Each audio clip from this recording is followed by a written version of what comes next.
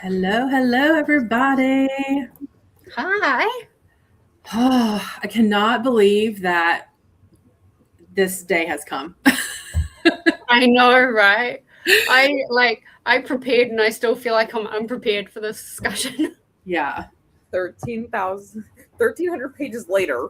I was gonna unbelievable. say 13,000. Wow, we did good. 13,000 felt like it, but it's 1,300. Oh, man. Girl, why don't you come up here instead of pouting on the ground? That was such a wild ride in a good way. Yeah. Yeah, it was great. It was good. I hope it was structured, but it was fucking whiplash and it was almost like running around with a chicken with his head cut off. Yes. For parts of it. And so in some ways I'm kind of hoping now that everything is going to come back together that it flows a bit nicer and is a little less all over the place. That's one thing I really struggled with this tandem read. Is for a while I thought it was a bit all over the place and it was really hard for me to kind of grasp what was happening, even doing the immersion with the audio and with the reading along with it. Well, not to get too ahead, but don't. That's right. You've already started, haven't you? Yeah, and it's last night, right? It's the same thing starting out with Kingdom of Ash. I didn't want to start it last night. I was really tempted to, but I didn't want to start it and then say something that happens at the beginning of Kingdom of Ash that happens. Nothing happens. Okay. Literally, nothing happens. I think I'm on page 70 something, and that was going to be one of the first comments I made tomorrow was there's a lot happening within the same chapters that don't relate to one another. So you feel like ping pong balls. Or at least I do. Right. So okay. We're definitely not starting out strong. I mean, not starting out strong. That's the wrong word. We're definitely starting out strong. Not starting out with anything crazy in Kingdom. I mean, it feels like she's using every bit of that 985 pages. Mm-hmm. Yeah. So it's just, you won't lose that sentiment for a while. Okay. Yeah. That's a bit great. I'm kind of glad I've had a bit of a break then. Yeah. Because I haven't started yet. I'm a slow reader anyway, but with Empire and Tower, I was reading that one on 1.5, 1.6, and I was able to keep up because there was enough movement. But this one, I've backed it down to 1.2, if that kind of tells you anything. Right. Okay. So there's a lot to process, but not a lot of movement, if that makes sense. So far. Okay. I can definitely see that with where we left off with Empire, though. Mm-hmm. Well, it really, yes and no. It almost keeps the same vibe as the end of Tower. To be honest, almost like a travel. There's a lot of traveling. So we're hopeful. Is that what you're saying? I think I'm hopeful. Yeah, yeah.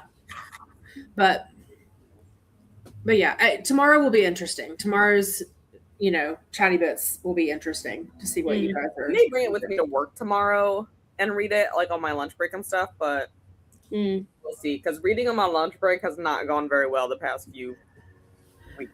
Yeah. Right. So I guess separately and overall, how did you guys rate these two? As separately and as the tandem? 5s across the board. Really? For both of them separately? Yeah. Interesting. What about you, Jessi? Well, for me, I separately rated Empire 4.75 because it was it had my heart racing in it and it did all the things, but like I said, I felt a bit like a chicken with my head cut off. Yeah. It got a bit overwhelming a little bit. But it was really well written. I really liked seeing all the different connections come together. And then I think I rated Tower 4. Okay. It was so slow, and apart from a few chapters and like the very end of it, it was like, to me it was quite boring. Mm-hmm. I guess my tower is your Air of Fire. Okay. I didn't feel like the tower was necessary. Like, she could have put Kale's perspective. It would have made a longer book. Mm-hmm. But if she'd have done some editing in Empire with all the other people, getting together randomly, if she'd have edited some of that, then she could have fit kind of parts of Kale's story together. I mean, I can understand the whole wanting to like give him his own book to like recover and do all of that stuff, but I felt like, especially towards the end and what happened at the end, that was like a big chunk of pages that was absolutely wasted. Yeah, I can see that. I almost wonder if she should have had parts of him in Empire, but then still gave him time to shine in Tower. Mm. Especially since, like they weren't released together. I think it maybe would have flowed better in the original release with like 1 year, and then next if they would have had a little bit of Kale in Empire. So you weren't like, where the fuck is this man at? Oh yeah, that's a good point. Yeah. Yeah, that's a good point.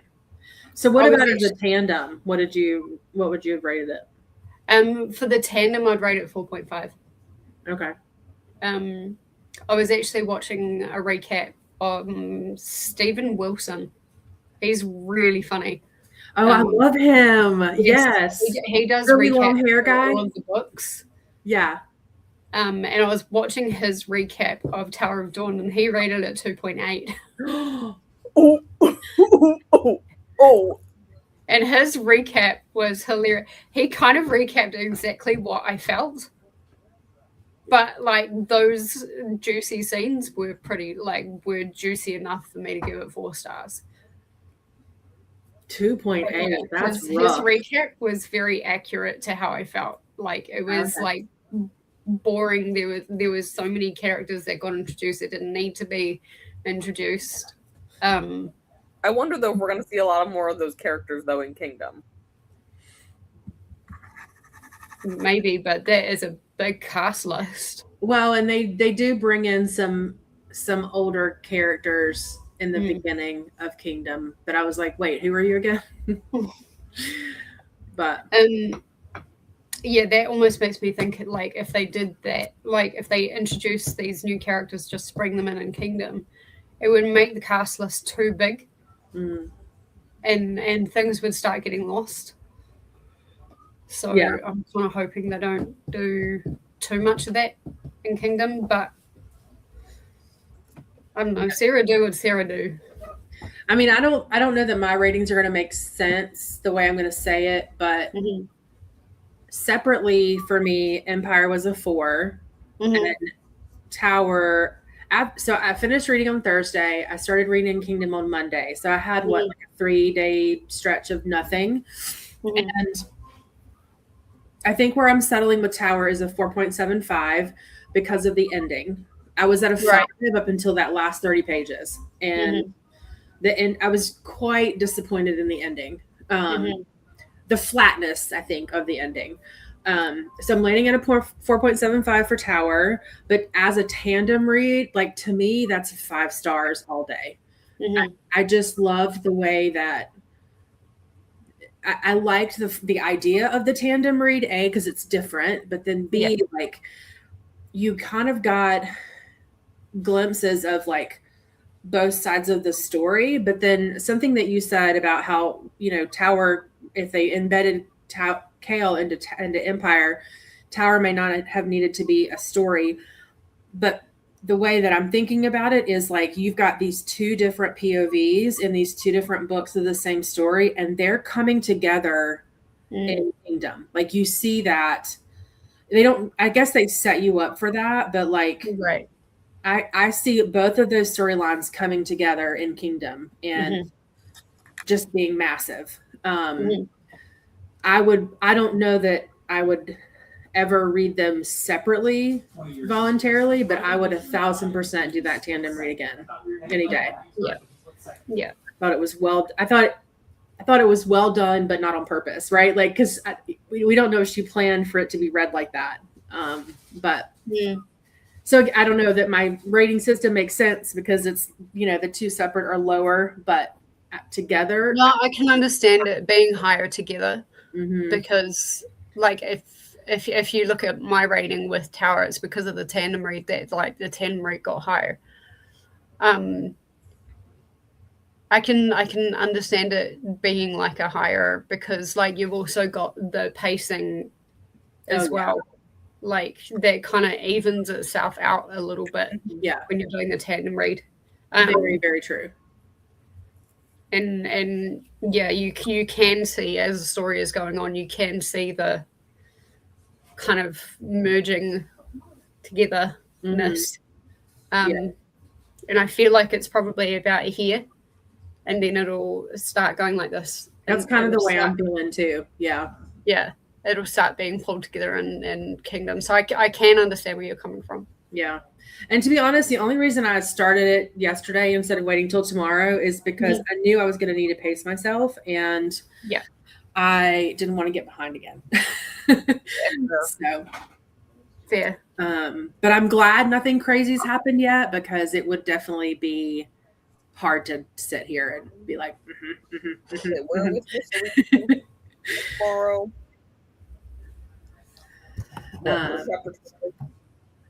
We should be at kind of around 100 pages tomorrow. So reading through chapter 8 today. So then through 12 tomorrow. Yeah. Okay, well, that's only 122 pages. That's not bad. Yeah. Now the page count is very different. If you're going by page count, it's very different. But if you're going by chapters, which is what I chose to do because I like to stop at the end of a chapter. Yeah. It's through chapter 8 today through chapter 12 tomorrow. Yeah. And there's 2 like pre-chapters that I didn't count, but they're only like 2 pages. Okay. Right. So that doesn't really count to me either. No, it doesn't. It's like 52 pages is the first section. It's not bad. Oh, that's not bad. Not bad at all. All right, friends, where do you guys want to start tonight? I don't really know if we can fully separate the books. That's what I was thinking about too. I don't think we really can either, but like maybe we can kind of like talk about characters and stuff. I don't know. The discussion always just kind of goes the way the discussion goes. But I do want to just like, I think a good place to start would be at the very beginning with that prologue. Yes. In Empire. I was a really big fan of the prologue thing. So was I. That kind of gave like a really good and I think necessary backstory. I would love like a whole like novella just of the events of that prologue, like leading up to that. Yes. I think I would like to have seen way to start it. Yeah. I would like to have seen more of that story. I know when Aelin and Manon went through the mirror. Yeah, we got a little more of that. But I would still like to have seen more of that backstory. Oh, I would have loved like a whole short like novella, like go read this off on your own about it, because I am curious about that whole thing. Yeah.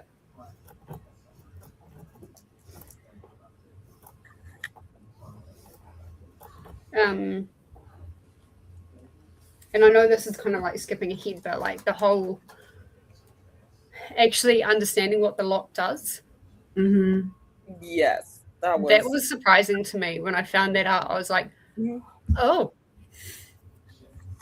And I think that's where the bittersweet, like the hurt comes from.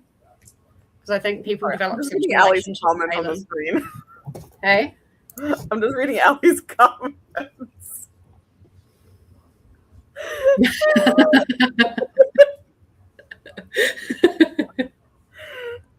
I agree with this one.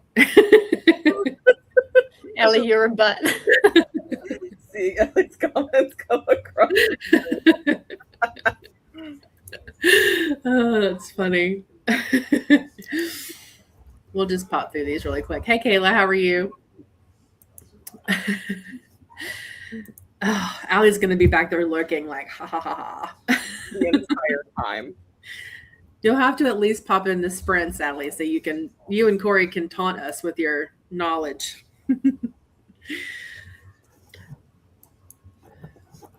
Well, Corey hasn't read Kingdom of Ash yet, has she? No, but she usually reads ahead. True. Corey, have you started Kingdom?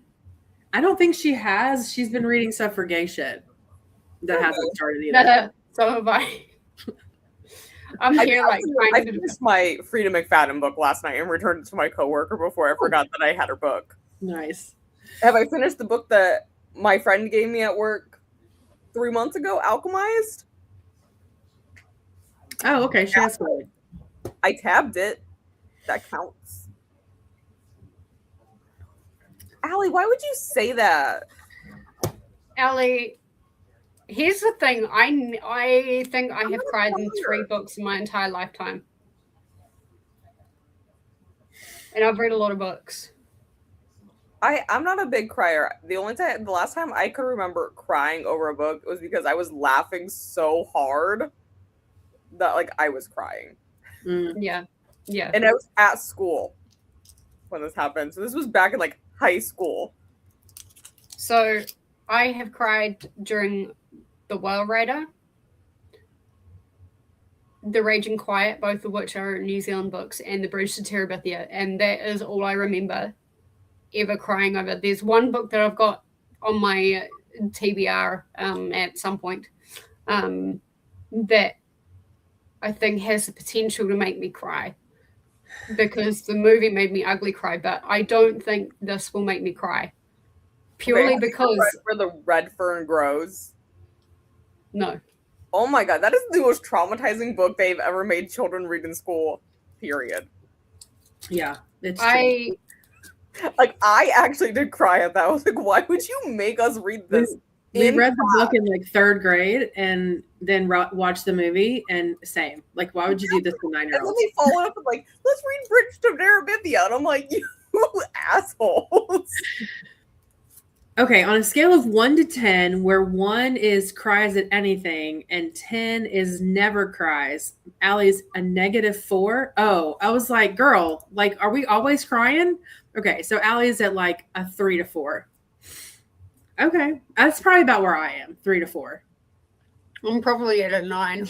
I'm probably like getting a 9. Oh, Lord. Maybe I don't read this book on sprints. The thing is I don't cry because as a writer, I can appreciate the planning that went into it.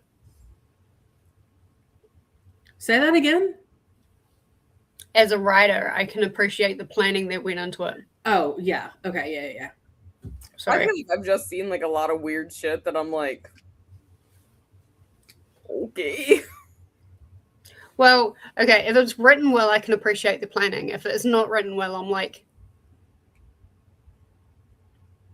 dude, like, that doesn't make sense. Like, I become very critical. So I either appreciate the writing or I criticize. I find it very hard to, like, be with the characters at the time. Yeah. Like, I didn't cry in Harry Potter.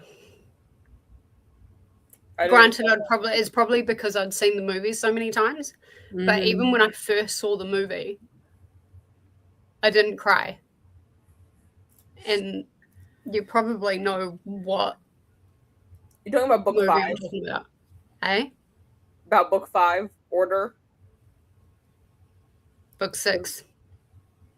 Okay, I can see book 6 too. I would say honestly 6 is like my second favorite one. I'm a real big fan of Goblet of Fire.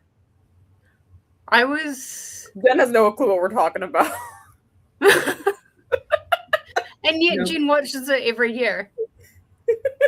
and still doesn't know what happens. No, And I'm no. like, Jen needs to stop watching it until we get to the bunny race. Vibes with the family, okay? We watch these trivia things on YouTube sometimes, and one of them was like, what is the name of Harry Potter's owl? You guys know that, obviously. Or the owl, the white owl in Harry Potter. And I was like, not a clue. Snowy? Snowy. Snowy. Aw. I know what it looks like. But even now, like, I don't know that I could tell you what it is. You're just there for the vibes with your family. 100%. 100%. Anyway. Ellie, I didn't really care for the ending of Divergent. Like, I didn't really like the Divergent series anyway. But the ending made me infuriated.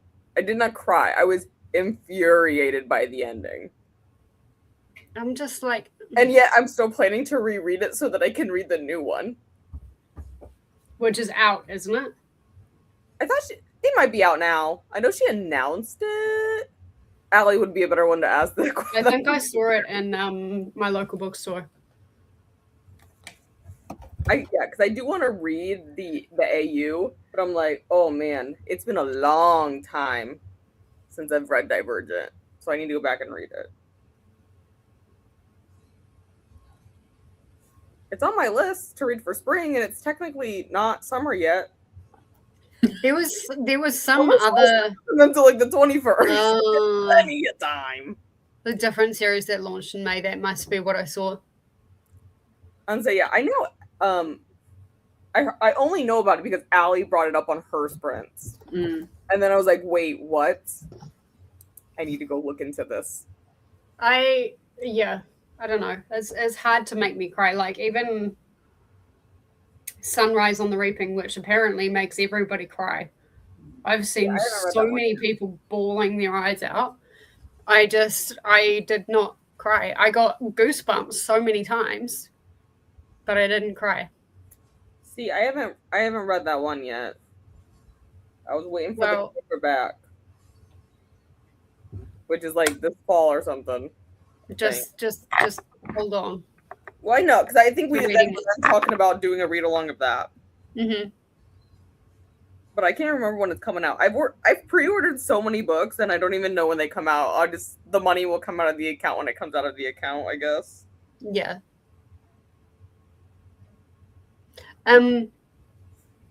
But yeah. Back to the books that we're discussing. Yeah. Definitely wanted to see more of Elena kind of sprinkled throughout Empire. Can understand why that wasn't in Tower. Yeah. Like, Tower did a really good job of being its own book. And, like, Tower did a really good job of being isolated. Yeah. Yeah. Well, I feel like it helps that they're, like, in a whole different continent over there chilling. Yeah. But I'm just... Yeah, I wanted more of Elena and that whole backstory to just be, I guess, blended into the story a little bit more. Yeah. Honestly, one of the thoughts I had while reading Tower, though, was how kept into the loop are they in the Southern Continent about what is happening up? That's a good question. Like, how in the loop are they? Like, I know we think, like, oh, they have some of the best healers down there. Mm-hmm. But do they have any idea, like, of half of what's happening? Well, there is a point in Tower where, like, I think it's Sartek or the eldest sister, like, has spies up in the region that tells towards the end of what's going on. Yeah, but how long does that take to get the news back? Exactly. Right. It makes me wonder how far apart these continents are. Yeah, and I don't know why. I feel like a lot of fantasy books like this, they're just not set in modern times. No, it's all ships and... Yeah, y'all, it's going to take at least a month for your ship. Yeah. I don't know why. But I feel like there's so much in those two books where we heard about, especially like with Adian, for example, where it's like, you know he's around, but you don't really know they're around. So like towards the end, they were talking about the healers, and Irene was like, oh, you're still here? Like, what have you been up to? You know, like, they're there, but you don't really know that they're there, or like, But he what's was been a going leader of on, or what? The Bane? there's Is that more what of they you? called them? Sorry, say that again. He like leads the Bane, right? That's what they called it? Yes. Alien. Yeah. Where the fuck are they? Right. Like, It's a good Yeah. question. so, yeah. I'm sure that they get, He's like, off here chilling by himself, but like, where is everyone else? right. Yeah. I'm sure that they get, like, big news, but, like, they don't really probably get Facebook status type information. I mean, and maybe, maybe he's wasn't like the current commander after the whole imprisonment thing. So maybe somebody else was. But then after Dorian becomes king, wouldn't he reinstated Idion and be in charge of that? They're different territories, aren't they? Mhm. But I don't know. Right. This right here. That gets brought up a lot. Or not a lot, but a number of times where she doesn't really actually have power. Before there was no ruler up there in Terracin before. What the fuck have they been doing? Yeah. For like the last decade. They just I chilling? almost feel like the lord that she like had fisticuffs with in the beginning. Yeah. When I feel like he thinks he's like I feel the like main lord, if you will. I Not know, king, but, like, but yeah, but like what I mean, you don't hear about what they've been doing. Like what have they been doing up there? Vibing. Drinking. yeah, drinking. Chilling. Making It babies. looked like a pretty good end to be at. Yep. Oh. I don't know. I just feel like maybe they were so much closer because like the king would like call on Aiden in the Bane periodically. I don't know. It just felt weird. By the way, Jen, you might want to change the spoiler banner. Oh, do I? Was that a spoiler? There we go. I I think we've moved past the non-spoiler. Okay, good. Then we can actually talk.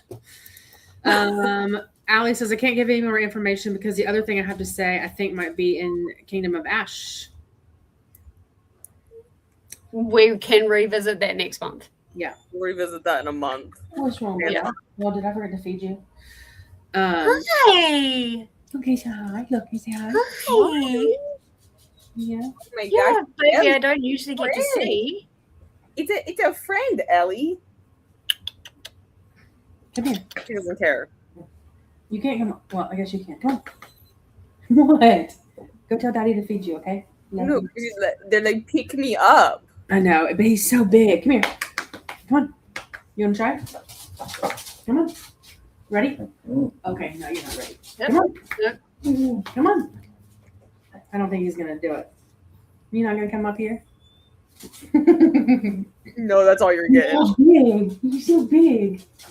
Jen, if I ever come over to see you, just don't be offended if I ignore you and just...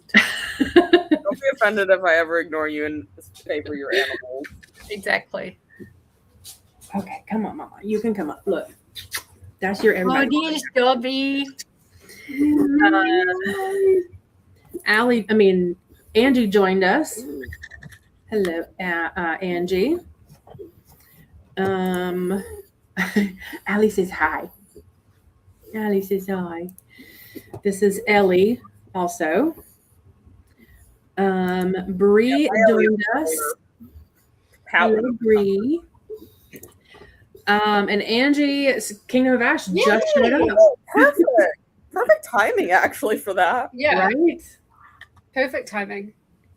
And Bree has made it about halfway through the tandem read. So we will Nice. try to be careful with what we say, but it's proving to be hard. Yeah, it's going to prove to be hard. You're probably going to get some spoilers. Because I think there's definitely some very spoilery things that we need to dive into. Yeah. What you hopping at? All right. But yeah. I think I'm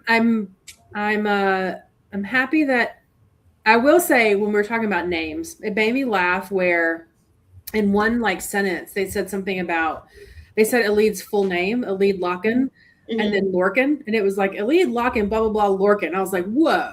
I also had to do a double take. I was like, the fuck did they just? You could have done that a little differently, ma'am. Yeah.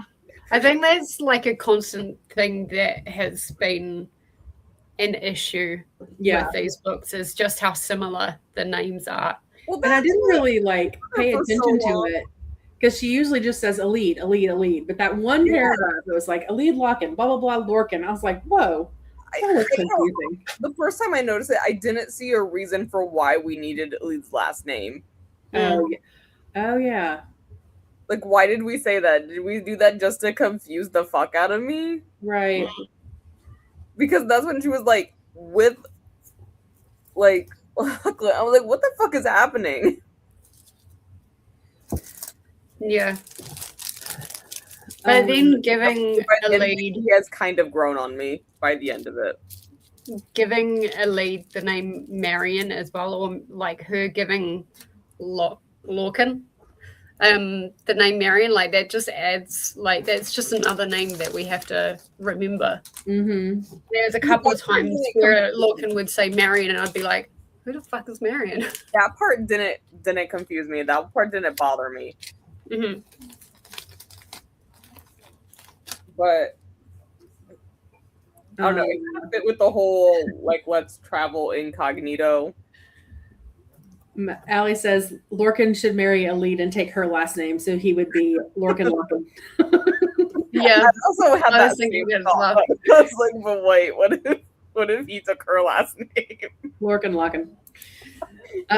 Okay, so Angie says, if you recall, a few weeks ago, I was saying I got a spoiler when I was looking up Irene, which Corey did too, and I totally forgot about it. So, FYI, about to say a spoiler. I love Irene. Irene has become one of the more interesting characters. I agree. She's one of my favorites. I mean, she was the most interesting character in Assassin's Blade, and that was saying something. But like, yeah, she's definitely become one of the more interesting characters. Mm-hmm. It's a shame, though, that we're just kind of learning how significant she is. Yeah. With one book to go. I know. Yeah. There was so little to go. And the thing about her is, like, in the Assassin's Blade, like, y'all know I love that story, but I felt like as we moved through this tandem read and as we got to the end and realizing just how powerful of a healer she really is, like, she's about to take over some territory. Like, she's like a bad bitch healer, and I am here for it. I love her so much.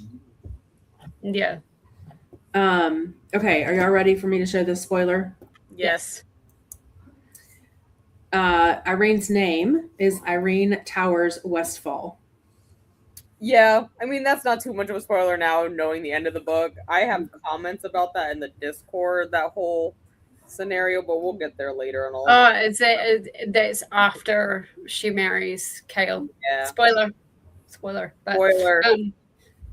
Yeah, I was like, we didn't find that out before she married, because, like, that would be something I'd be like. Yeah. Yeah, when she's like trying to heal him and you found that spoiler, that would be quite the spoiler. Yeah. I mean, I think we were, at least I was a little bit hopeful that they would take off, but I just find out, like, you got to throw him a bone somewhere. Yeah. Yeah. Somebody, I think it was Allie, somebody did say at one point, like, all right, everybody's getting married at the end of this week. I made that comment in the Discord.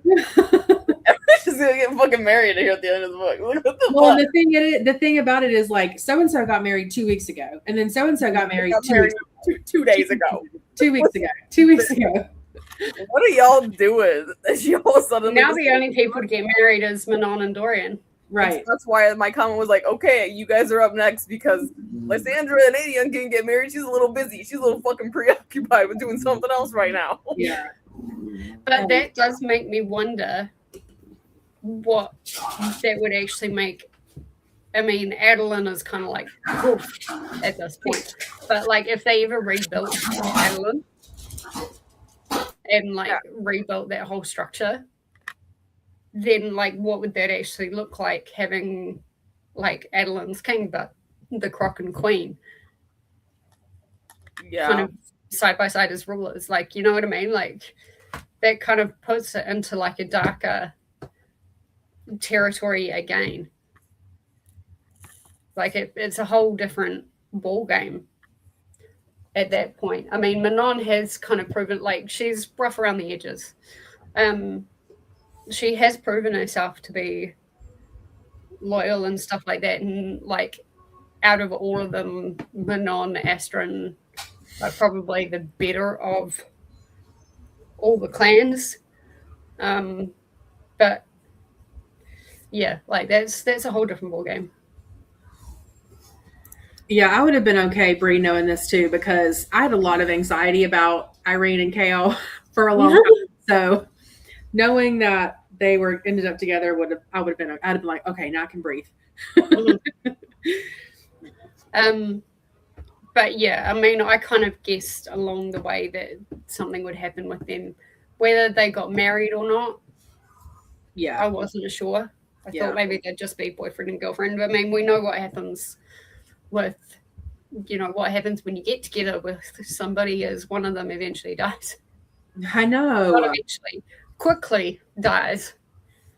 Okay, here's the thing. My point, they've known each other for like how long? And they're like, let's get married. Let's just get married. It's common law at this point. Yeah. Like, we don't know how long you're going to live, so let's just do it now. Might as well just get married now, just in case you die tomorrow. Exactly. Yeah, the whole marriage thing, like, that was a bit... I can kind of understand, like, it was very clever how she did that with Aelin and Rowan. Yes, that one was very clever for it. Yeah. The Kale one, I feel like that just came out of left field. They were like, they got married 2 days ago. Yeah. Surprise. Yeah. They were 2 weeks ago. Rowan and Aelin were 2 days ago. It kind of like, I don't know. Like, I feel like that let the ending down a little bit, because the whole random, like, lovey-dovey thing at the end, like Kale being like my wife and things like that. I don't know. Maybe that's the ace in me. I'm like, this doesn't need to be in here. Yeah. Like, I don't need this whole lovey-dovey conversation that isn't actually going anywhere and doesn't contribute to the story. I'm sorry, we're fighting fires over an Empire of Storms right now. So yeah. We're trying to get our queen back. Hello. And they're just on their fucking ship, oblivious. Yeah. Angie has a theory about Irene that Erwin wants to use her to do damage control against Maeve. I did wonder because it did say in Tower, like, that Erwin wants Irene. And I'm like, why would Erwin... I guess, like, having a healer on your side of the army instead of the opposition army. Yeah, my worry was that Maeve would somehow intercept. I think Maeve is still brewing somewhere. Maeve is still brewing. She's brewing up something chaotic for sure. Yeah, I think Maeve is going to be the big honcho, if you will, of Kingdom. Yeah. I'm so glad we got to see a little bit of her, but I forgot how cheesy she is with her dialogue. Her dialogue was, like, so cheesy. And, like, that was, as much as that was a hard chapter to read, like, especially when she was getting into Aelin's head, I was just like, go, like, lady thing, whatever you are so fucking cheesy. Like, get some over there playing a Disney villain with the dialogue. You're like, okay, fucking Disney, have fun with that. Yeah, exactly. Alicia joined us, popping in to say hi and hug the like button. Alicia is planning on reading the entire Throne of Glass in June, so that she. So is Kiani. So they can start ACOTAR with us in July. I think Kiani said, worst case scenario, she'll catch up with us end of July or August. But they're planning on just bending the crap out of it. Yeah, I know Livia just finished Throne of Glass.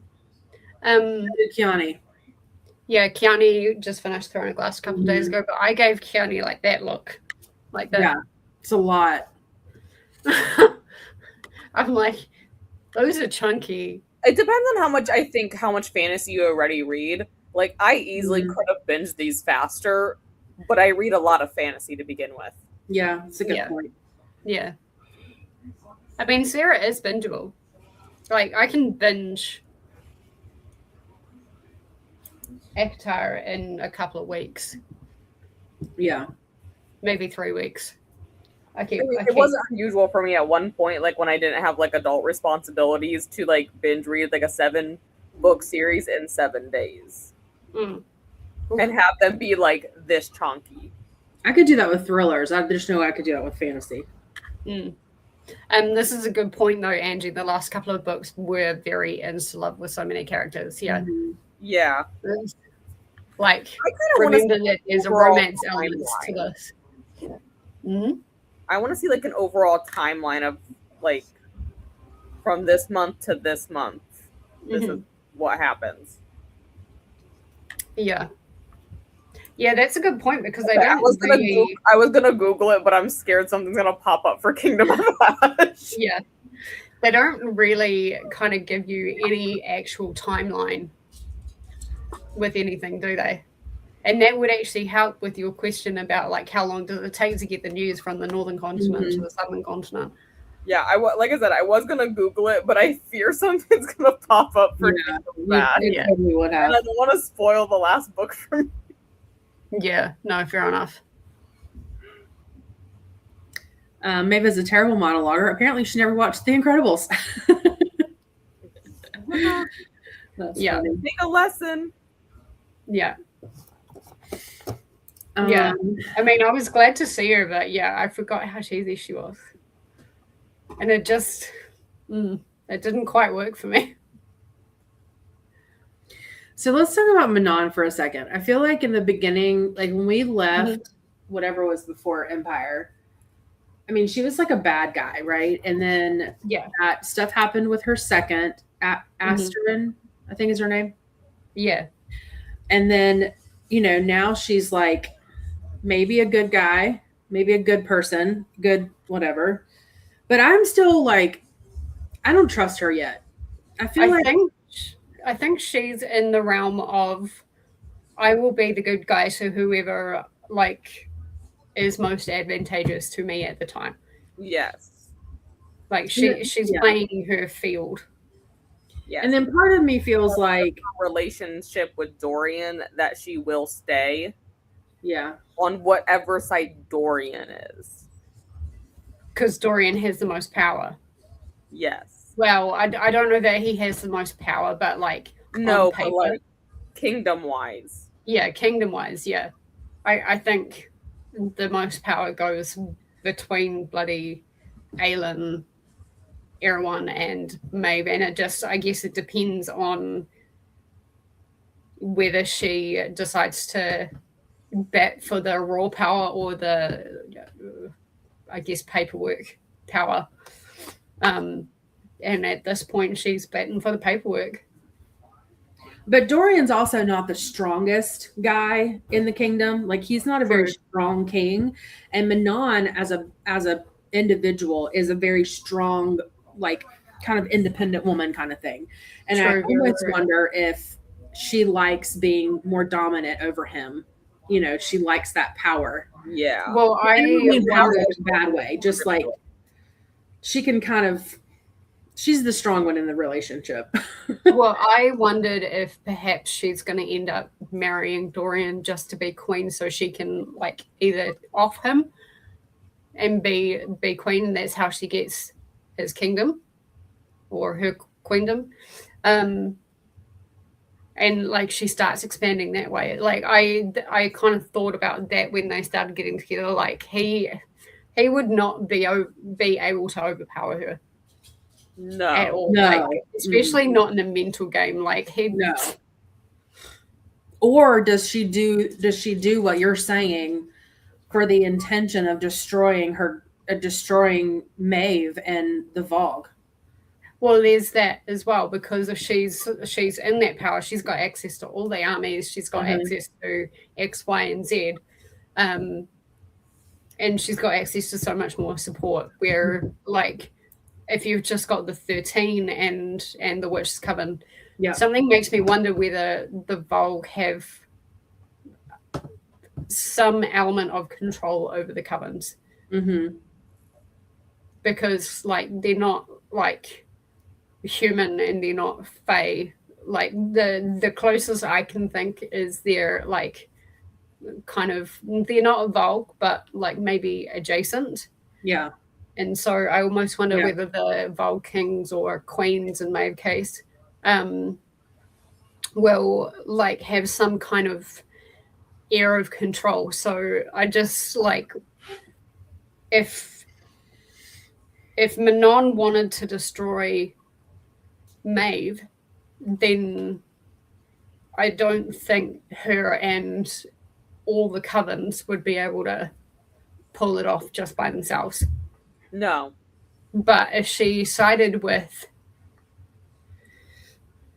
Dorian and Aelin and things like that, I mean, we saw how many armies that Aelin managed to bring together right at the very end. You had the Wendelin, I think.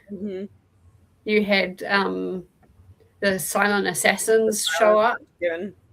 The Southern Continent's on their way. Southern Continent is on their way. Do the Southern Continent even know where they're going, though? They're just sailing due north and they'll hit it, you know? Right.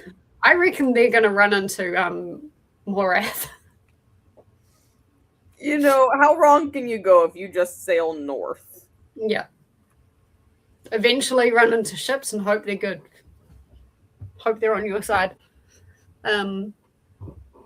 Yeah, that'll be interesting to see like what path they actually take.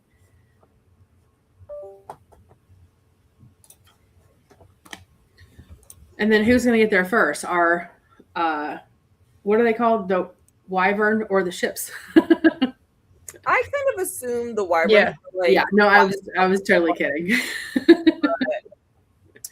You know, they probably theoretically could send a few of them ahead to like be like, hey, let's find the safe ships. Yeah, let's check out. Denise joined us. Hello, Denise. Did you end up finishing the tandem read, Denise? If so, how did you rate it?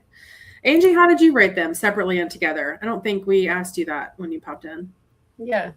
And Angie thinks Manon is going to be on the good side. She hates the Vogue. I think her grandmother was in bed with them, but Manon has no love for them. I also think her relationship with her 13 says a lot about her. Yeah, I agree.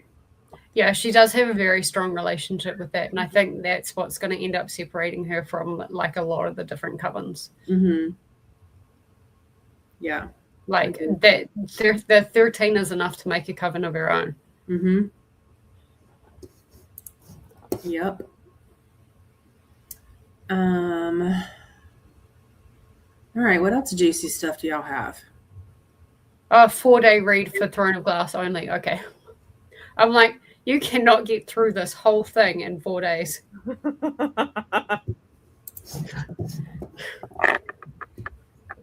I think that's doable for Throne of Glass. Yeah. That's easily doable. Here, let's go to the Discord and we'll pull up some comments. Oh, thank you. That's a good point. Kiani rated Throne of Glass 5 stars. Oh, good. And I'm like, you wait. If you like that. She really likes Nehemia. Oh, my heart. And she was actually in front of me on camera saying that, and I'm just like, don't. Yeah, she's great. Faces. I wish I could like get into her head and say, "Don't get attached to these 4 characters." I mean, we could don't get attached to anyone. We could talk about Nehemia in this one because she does get brought up again about how she knew. Yeah. You know, that whole thing kind of pissed me off, though. I'm not going to lie. Like, that whole thing was a setup. I was like, you fucking kidding me? Right. The whole thing? Like, come on now. I will say that part didn't irritate me. Not in a bad way, but just like, are you kidding me? All that for nothing? Yeah, but knowing that she was gonna die, why did she make such friends with her? Right. Just the whole Why did you allow yourself to have a close bond? Just the whole knowing that she was going to die, though, who is then left to take care of Elway? Man, yeah. Because we haven't actually seen Elway yet and what that looks like. Yeah. Maybe they're Sweden over there. I don't know. But we've heard that she's the princess, but is there a king or a queen? It's Switzerland. It's Switzerland that remains neutral during the world wars. They just killing over there in Europe.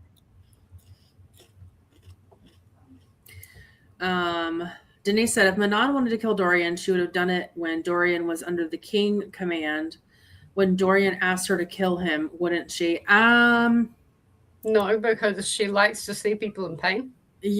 Right, and that it would have been too easy. Mm-hmm. I think she likes playing the long game. Yeah. Mm-hmm. That's why I think she's going to use Dorian's power to overtake Maeve. She, her and Aelin, I think, before I didn't think this. Before I didn't think that they would pair up at all together. But I think my sort of theory is that she's going to marry Dorian, become the queen, pair up with Aelin, and they're going to use all of their power to overtake May in the Vogue. Well, also thinking about kind of manipulating his power, he's also got the Fae power. Right. The ice and the magic and the wind, that's Rowan that's got wind. But he has that ice magic, so she can manipulate him to use that. Mm-hmm. So that's another thing she's got under her belt. Mm-hmm. Yeah. And he's pretty strong. You pair him with Aelin and then you add Rowan to the mix. Yeah. Nah, all good. You fellas. Yeah. You fellas do what you got to do. Oh, this will be fun. I'm going to come back to the two before, but that would be fun. Yeah. I think Manona's going to end up on her own side because I think she's going to end up. I think she's going to do whatever's the best advantage for her. Exactly. But also knowing that she is the last Crocken queen. So is she going to try and reestablish her queendom? Yeah, what is exactly happening with them over there? I don't know. I don't know, because the Crockens are either close to extinct or underground. But if she marries Dorian and has offspring with him, does that not keep her empire going, or does it not work like that? If she goes off by herself, the dynasty ends with her. Well, if they have children, do the kingdoms merge? Oh, that's a good point. Yeah, that's what I was trying to get to. Yeah, that's a good point. And that's a big kingdom to be in charge of. That's half the fucking continent there. Well, and coming back to our map conversation, do they even are they even beside each other? You got multiple kingdoms over here that are now one. I can't remember. Did they actually say where the Crocken queendom is? Isn't it the waste part of the wastelands? Yeah. While y'all are looking that up, Alicia usually takes the page number and divides the days of the week until I get an even number. Oh, girl, that is so smart. I usually divide it by how many days I want it to take me, and then I'm like, okay, but if it's 32.6, I'll say 33 because that means on the last day I read less. Yeah, no, that's what I do with Alchemized. I tabbed it up by 14 days. I was like, I want to take 2 weeks to read this. How many pages a day? Mm-hmm. So I think they are in the Western Wastes. Yeah. But I'll have to have a look at the map. I mean, there's a mountain range in between them, but they can fly, so that's not too much. They can. Yeah. And Angie said separately rated them 4 stars. We'll probably say that as a whole as well, but was annoyed with the sudden switch from fantasy to romantasy. It felt so unnecessary. I can Yeah. I can see that, but I feel like it's been a long time coming with it. Like, that was in there from the beginning. There was a hint of romance, and it's just becoming more of a bigger subplot now type stuff. Mm-hmm. I feel like it had a very jarring, like, point where it tipped from fantasy to romantasy, though. Mm-hmm. Like, all of a sudden it was just full on, like, this happened and let's spread our legs. And, the beach. Like, yeah, exactly. And then you've got Dorian and Manon that randomly hook up, and they're like, oh, Dorian's like, oh no, I wanted you since the forest, and I'm like, there was no kind of preamble to that. Are you sure? Yeah. And so when that demon was in your head, did it not scramble your brains a little bit, buddy? Exactly. And very like that whole thing. Like, he walked in the room and he was like, put your clothes on. It went from fantasy with like the plot all making sense, like it was a clusterfuck, but it still made sense, to let's just forget the plot for 100 pages or whatever and just fuck everybody. Okay, but going back to it, when Dorian walks in and tells Manon to get dressed, and then he decides to march over to Aelin and Rowan's like room, doesn't that line up with that very brief time they got after their wedding ceremony?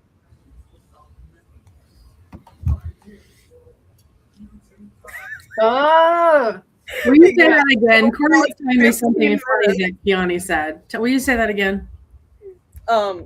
So when Dorian walks in and tells Manon to get dressed, where he's decided he's in charge now, and he's like, get dressed, and then he goes over to Aelin and Rowan's room, isn't that line up with that very brief 15-minute time frame that they got after their wedding ceremony? Oh gosh. That's why it was so brief. Does he say like, hurry up, get on with it? That's so funny. Yes, I do remember that. That's a good point. Jean joined us. Hello, Jean. Welcome in. Jean, Angie's saying hi to Jean. Oh yeah, that's true. They are half-breeds anyway. Yeah, it's fine. Denise says, do you think Manon won't fall in love with Dorian? Oh, I think she absolutely will fall in love with Dorian if she hasn't already. But until she does, I almost wonder, though, if she could be persuaded by a better offer. Well, let me take that back. I don't know if she'll fall in love the way Dorian maybe will fall in love. I think she would marry him. I don't know. I think it's going to end up being a relationship of mutual arrangement. Yeah. And agreement. And advantage. I could almost foresee like a conversation of like Maeve saying to Dorian, listen, I can make you the most powerful person in the world, the most powerful kingdom in the world, blah, blah, blah, blah, blah. And him being like, okay. Sure, why not? That sounds good. Like, he's such a bro to me. Like, such a frat guy bro to me. He's like, yeah, you know what? Sounds great. Fantastic. Yeah, whatever. Just, he's such a bro to me. Oh my God, China, though, reminded me of what happened this weekend. I didn't tell you on this, but I started a graduation party this weekend. And my brother, who's 22, is sitting there bitching at this graduation party. He's in a wedding this month. His best friend from high school is getting married, and he's the best man. And the groom was trying to set my brother up with one of the bridesmaids, right? So he goes to this party. He's talking to this girl, and he's like, "What are your hobbies?" Oh my gosh. He's just trying to get to know her. He's trying to take tips from his sisters, and this girl responds with smoking weed. Smoking weed is your hobby. You don't do anything else. You don't watch TV, read. You just sit there and smoke weed. So he lets that go. And he goes, so what do you do for work? Because they're like in their early 20s, like she's not in school or anything. And she responds with, oh, I don't have a job. So you sit at home and smoke weed and you don't make money. And your best friend from high school thought this was a great setup. Right. My brother, who is very career motivated.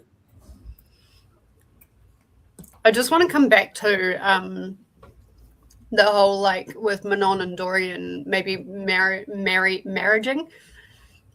for like arrangement and advantage and stuff like that. From Dorian's point of view, if he married Manon, he would have access to her covens. Yep. He would have access to the 13. He would have access to the wyverns, and he could kind of have control of them as long as she is still on his side. Mm-hmm. That's also a powerful kind of ally to have. It is. And so there's the whole political kind of thing going on there. Mm-hmm. Yes, Jean, there are maps in the physical books. We've spent a lot of time dissecting these maps over the last couple of months. Yeah, we spent probably a solid 30 minutes in the last discussion on that. Mm-hmm. Yep. Alicia tabbed Crown of Midnight for 4 days. That might be a stretch. I feel like that's totally doable. That's doable. No, I reckon you could do Crown of Midnight in 4 days. Okay. I think that's doable. It'd probably be from like Air of Fire, Queen of Shadows. The sprint the one time. Oh, okay. Okay. It'd probably be Air of Fire, Queen of Shadows that you'd start looking at longer. Yeah. But I don't know. Good luck to you is all I'm saying. Angie says everyone's having sex with everyone else, all in just those 2 books. Mm-hmm. Exactly.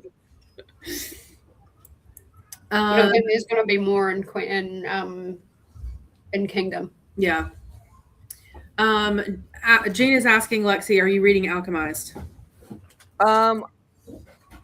Technically, I am on page 46. I have been on 46 for over 2 months now because I've been reading the series instead.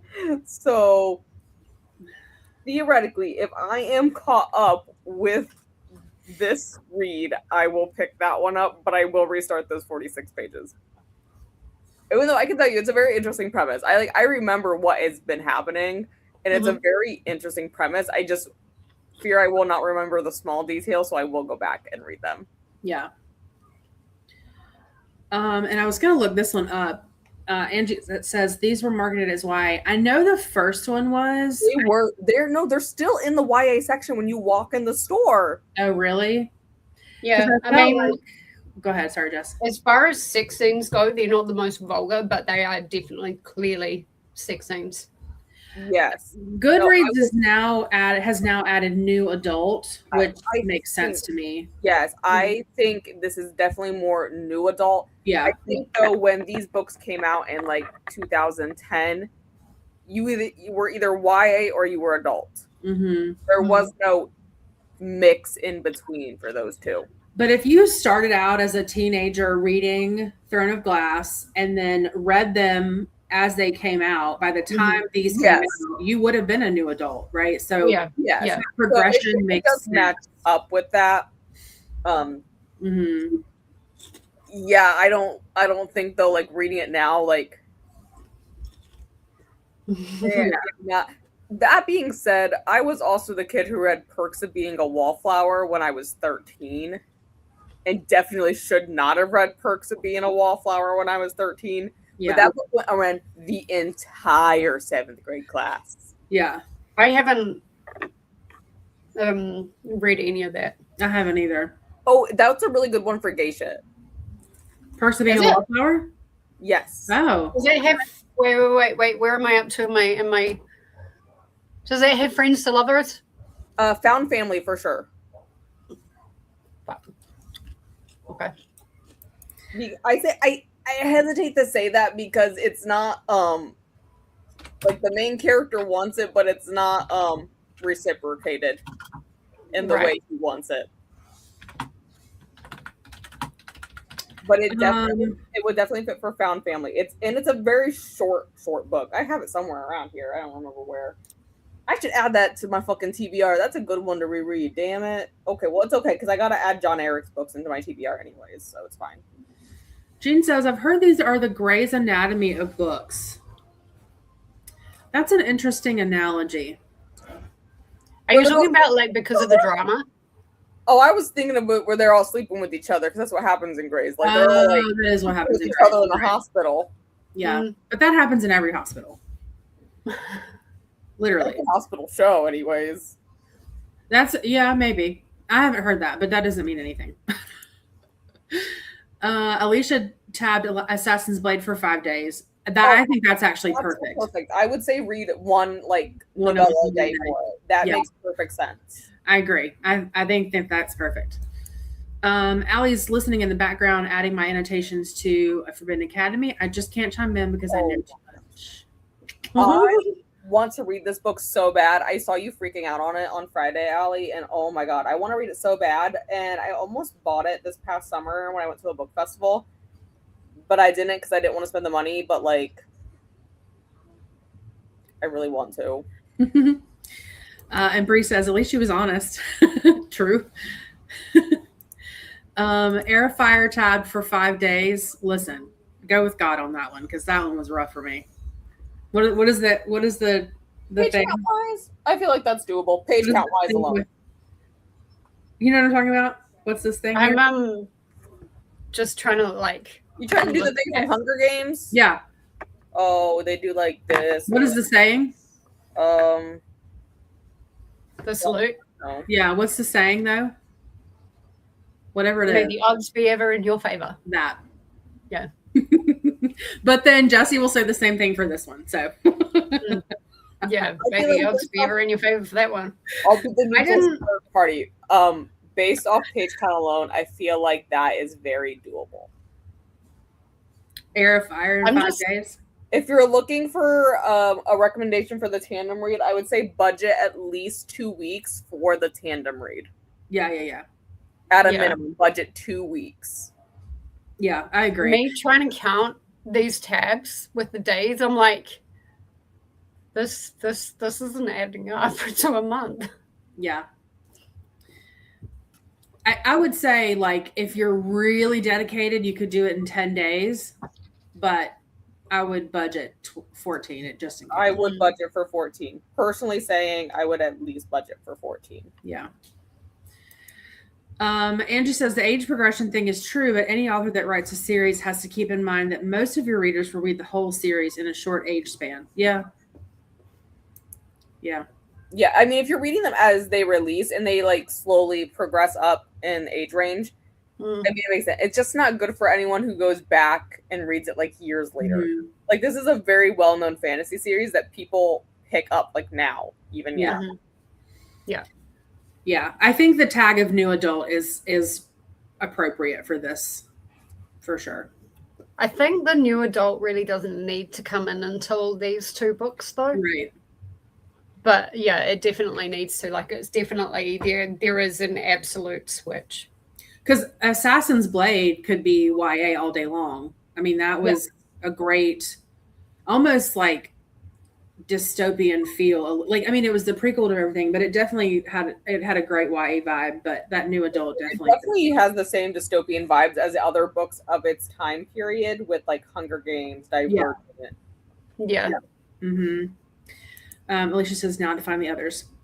Allie says the book she's reading is so GD good, Lexi.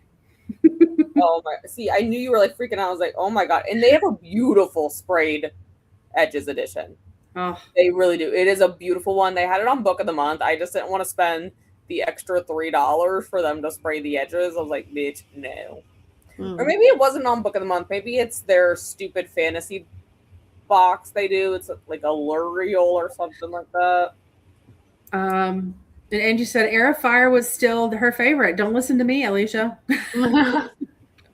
I did not mind Air of Fire. I did not mind Queen of Shadows. I didn't mind Air of Fire. Yeah. There was definitely that scene in Air of Fire that really bumped it up for me. Yeah. The scene that actually gave me Hunger Games vibes. A song recommendation is Eye of the Tiger. for Air of Fire. Oh Okay. yeah. That's a Yeah. great song For most of it, yeah. Oh, yeah. But that one scene, like in the theater for Air of Fire, like that one scene itself was 5 stars. I agree. Oh my god, that is what was that chapter? It was either 12 or 18. No, it was 39. Oh, I would say which 39. one? Yeah. Was the Queen of Shadows, the one with the bell tolls. Oh yeah, the 18 was 5 stars and Queen of Shadows. Yeah. Yeah. Okay, that one. I was like, that one is 5 stars. Yeah. But yeah, I got actual Hunger Games. Like I think when I read that, I actually went like that. I actually went to Hunger Games. You'll understand it. Yeah. Later, Jen. Speaking of chapters, chapter 17 in Empire.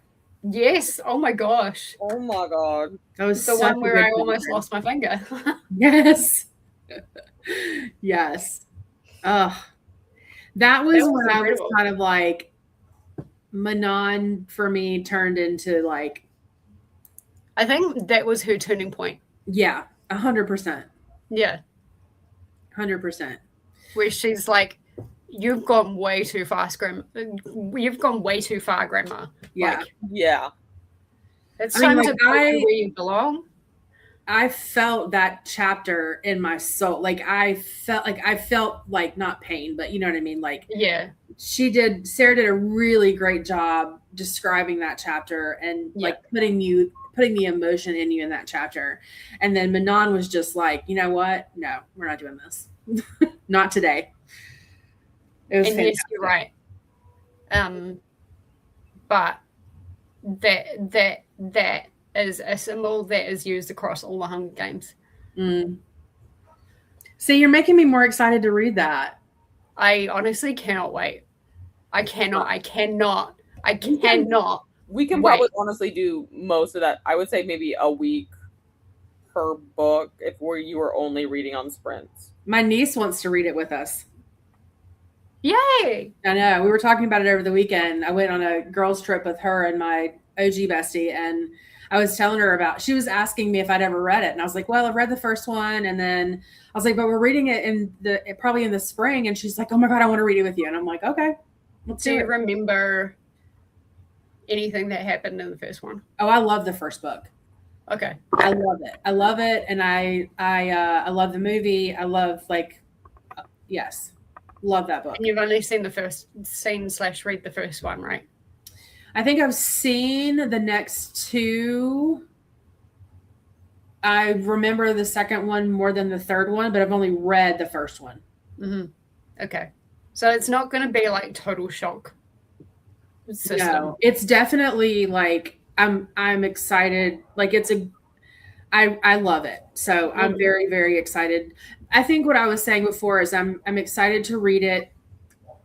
Like, because I feel like the three of us bring something a little bit different to the table when we have these conversations. And so I'm looking forward to reading it and discussing it through a different lens. I want to be able, similar with Harry Potter, I want to be able to appreciate it more. But just as a pocket read, but like a vibe read, it's fantastic. Mm-hmm. So anyway, yes, I think they do the finger thing in the first Hunger Games. Yes. I just couldn't remember that throughout the series, though. Yeah, it does. Alicia, when are you guys studying ACOTAR? Yes, Angie's right, in July. Next month. And I set July TBR and totally forgot to add in the second book. So now I got to redo the whole thing. So in July, we're doing ACOTAR and we're doing ACOMath. Yes. Because ACOTAR is a really quick read. Yeah. For context, Alicia, as slow as I read ACOTAR in 5 days. So you should have, even if you need to start later, you should be able to catch up pretty quickly. I read the series for the first time last year. I've already read the first one twice. Perfect. Yeah. That's a great series. I tell you guys, Angie, all the time, I read the first one and I stop with perfection. I did it with ACOTAR. I did it with Harry Potter. Did it with Hunger Games. Perfection. Fire is my favorite one out of the original trilogy, though. Catching Fire? Yeah, it's my favorite one out of the original trilogy. Is everyone's favorite one out of the original trilogy. For me, perfection, absolute perfection, was Sunrise. Yeah. That you haven't read Sunrise yet, have you, Lexi? Mm-hmm. No. Okay. I haven't read Ballad either. Okay.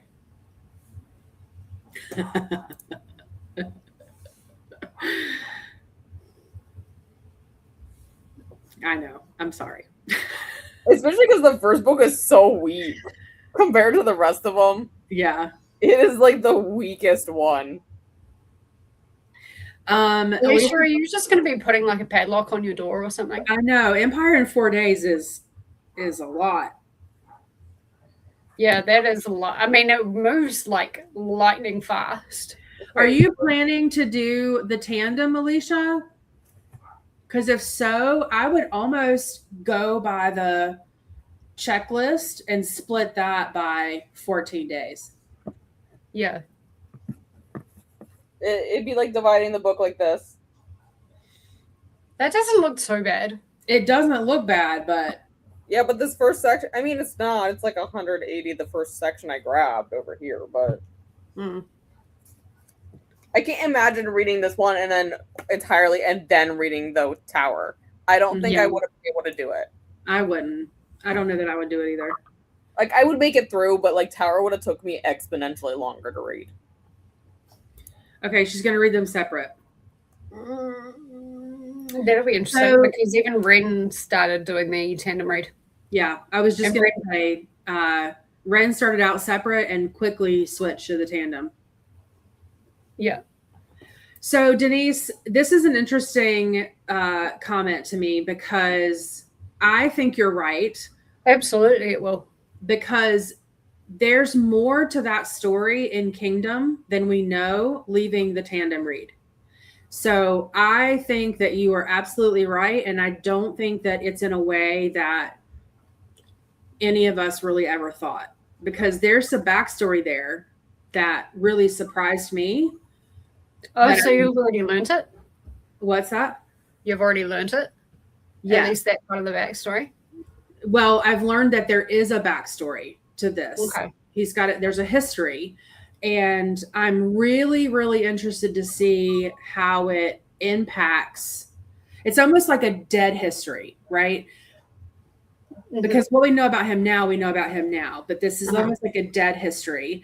And I'm really interested to see how much of that comes back into play, into present Dorian, and then what they do with it moving forward. Mm-hmm. I want to see, speaking of Dorian and Adeline, I want to see if Erewhon goes for the younger brother. Yeah, we haven't heard much about him. We haven't heard much about him lately. You're right. We heard like a very small thing, I'm pretty sure, in Empire. Don't ask me to find it. No, don't ask me. Because I can't even remember the brother's name. This entire time, I know him and his like mother are off like in mourning, but like, is just no one at the castle? I don't think so. I think the castle is like pretty much like gone. In ruins. No one needs to be in the city to command it. Bye. But we also know that Erewhon can travel and can almost shapeshift into whoever he needs to be. Yeah.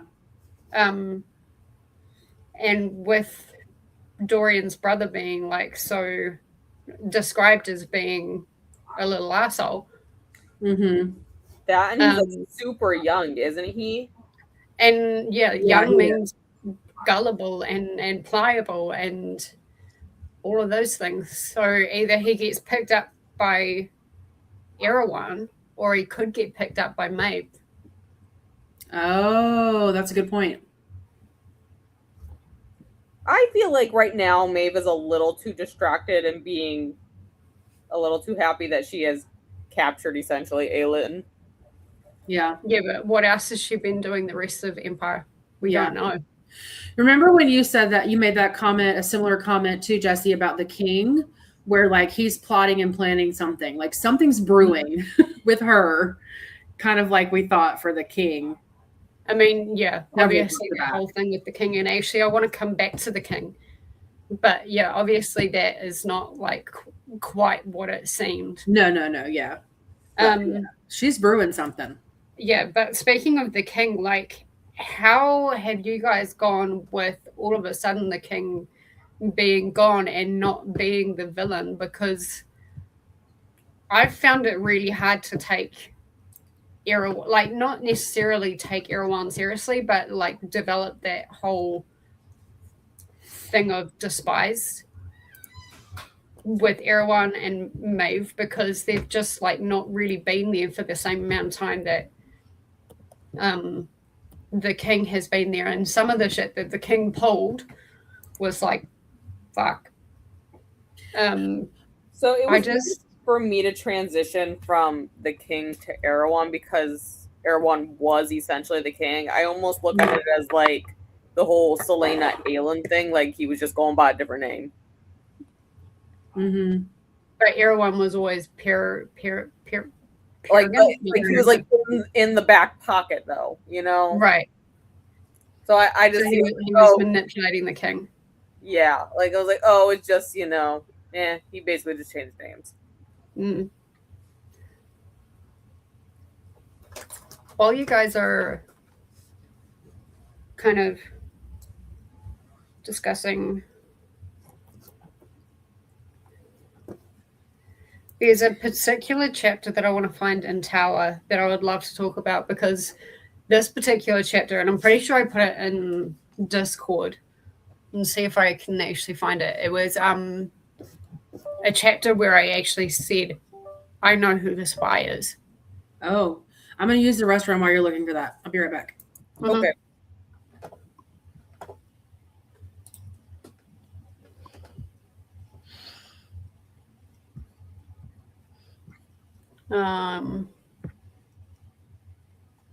MAASVerse tandem.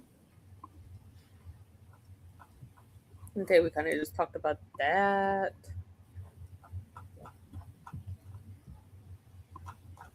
Oh my god, there is so much in here.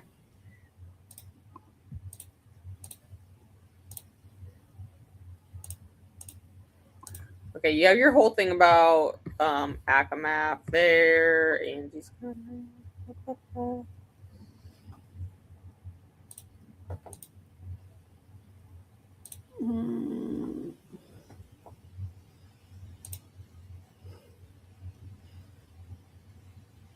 Okay.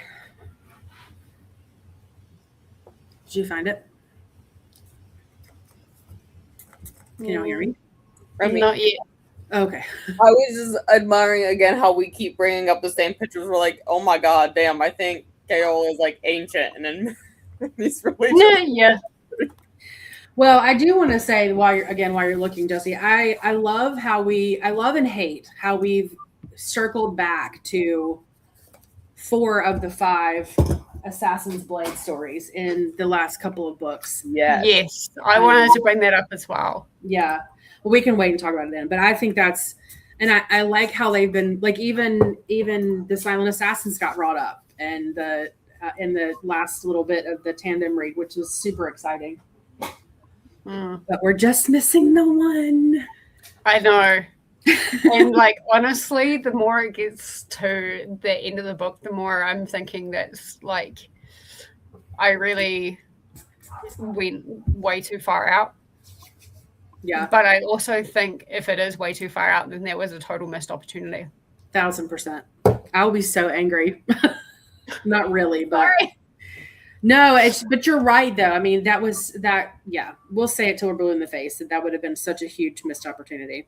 Mm-hmm. But I think that even with the king, like, you know, these books have been pretty perfect for the most part. I mean, like, you know, in a grand scheme of things, but like even the king situation, unless something happens where there's some sort of like, you know, circle around, like that fell flat a little bit too. Like he was such a big, looming presence. And then it's like, just kidding. It was a Vogue. And that's what I was trying to get to. Like I'm finding it hard to transition to Erewhon. Like I know he's a big baddie and stuff like that, but we spent so much time with the king, and he was like, up until that point, he was probably one of my top 2 favorite villains that I've ever read. Wow, that's a big statement. That is a huge statement. And so when like I actually got, I actually didn't quite like that. Yeah, that's fair.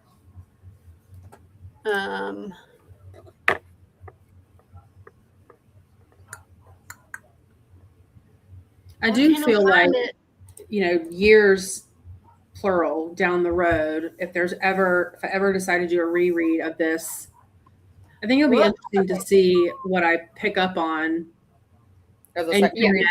now that we've had the discussions and we've, all that. I think it's going to be interesting to see. I'd be completely honest. I could immediately reread this series like today, starting back at book 1. Wow. Yeah. Because I think like it'll be interesting once we've kind of started reading A Court of Thorns and Roses to see if like certain things stick out more, I guess. Yeah. Apparently the chapter that I was thinking of in Tower was chapter 36. So let's see if I can find that. Yeah, I was back at the beginning looking at it, see if we've gone over everything else. Tower 36. And then I want to. Well, I'll pause it here when we get done with the king.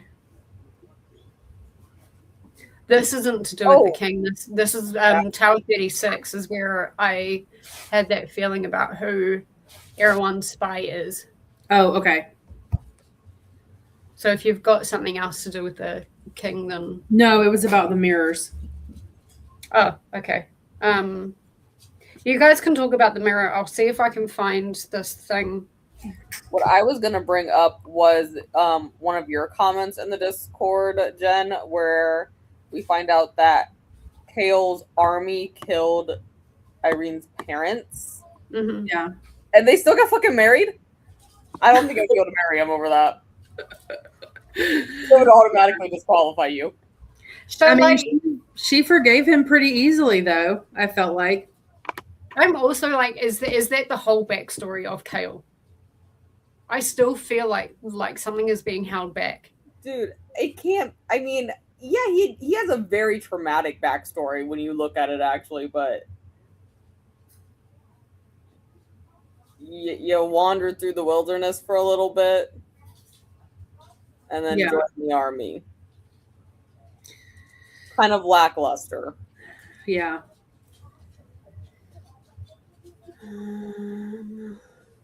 Also, like, are we gonna bring the rest of his family into it? Like, the rest of Kale's family? Yeah. Oh, yeah, like his father and stuff? Yeah, like his dad is still alive. We gotta bring that up, like, you just gonna show the more we talk, the more holes we discover in this series. Come on, Sarah, what you doing? Like Sarah would like simultaneously be so entertained and so embarrassed watching these.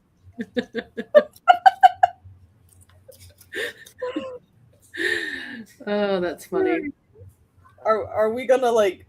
How are you gonna bring that up? He's gonna walk up to his front door and be like, "So, I got married." Yeah.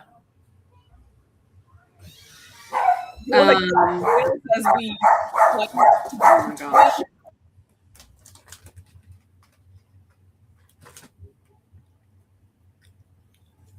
Angie says she has Kingdom of Ash next to her and finds herself a little sad that we're not doing sprints tonight. No. 6:30 tomorrow. Okay. I already have them scheduled and everything. Look at me. I'm ahead. Andrew said they already revisited the fact that he hadn't killed anyone before the trial. It's not like he killed her parents. Right. I know, but still. Yeah.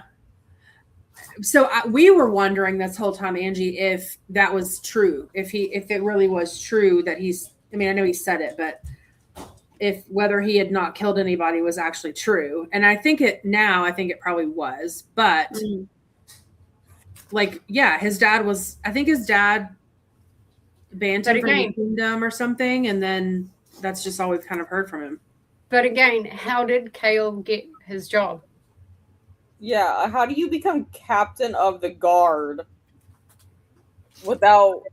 Like, I know him and Dorian were friends, but, like, that's pulling a lot of strings.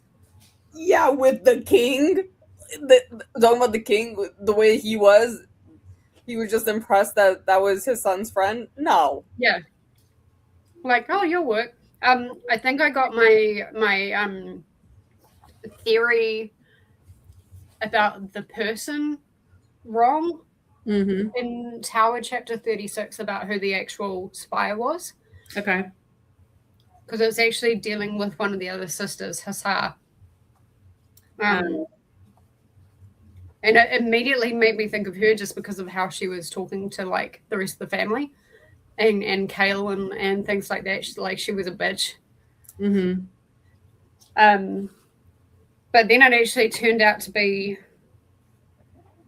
what's her face? Started with a D. And that I was right in the fact that it was part of the family. And like when we first got introduced to the family and they started talking about Morath spy, I knew that it kind of had to be part of the family. So I was looking for things that could have been that. I was really surprised when we actually discovered who it was. Like now that I know that it's not the person I was thinking of, I'm still glad that I got that it was part of the family, though. Yeah. Like, that was impressive. Characters we have, yes, it's impressive. Yeah. Me trying to be slightly non-spoilery. Yeah. But yeah. That was kind of weird, actually, that reveal, because we didn't actually see anything from that sister. Yeah, really. It was kind of like a random. Or did I just kind of like speed hate read through this book so much that I missed her? I don't remember her showing up that often. I don't remember. In and out kind of thing. But if we remember back to kind of when that reveal happened, I love the fact that everyone's getting a lot sneakier now. It's not just a black band. The black part of it is actually underneath the silver in the ring. So it's on the inside. Like inside, almost like an engraving. Yeah. That's kind of like what I pictured it, like an engraving. Oh, yes. I do. Almost like a silver version of the one ring. Yeah. From Lord of the Rings. I do remember that now. Yeah. So I thought that was really interesting, and I'm wondering if that's going to come into play in Kingdom.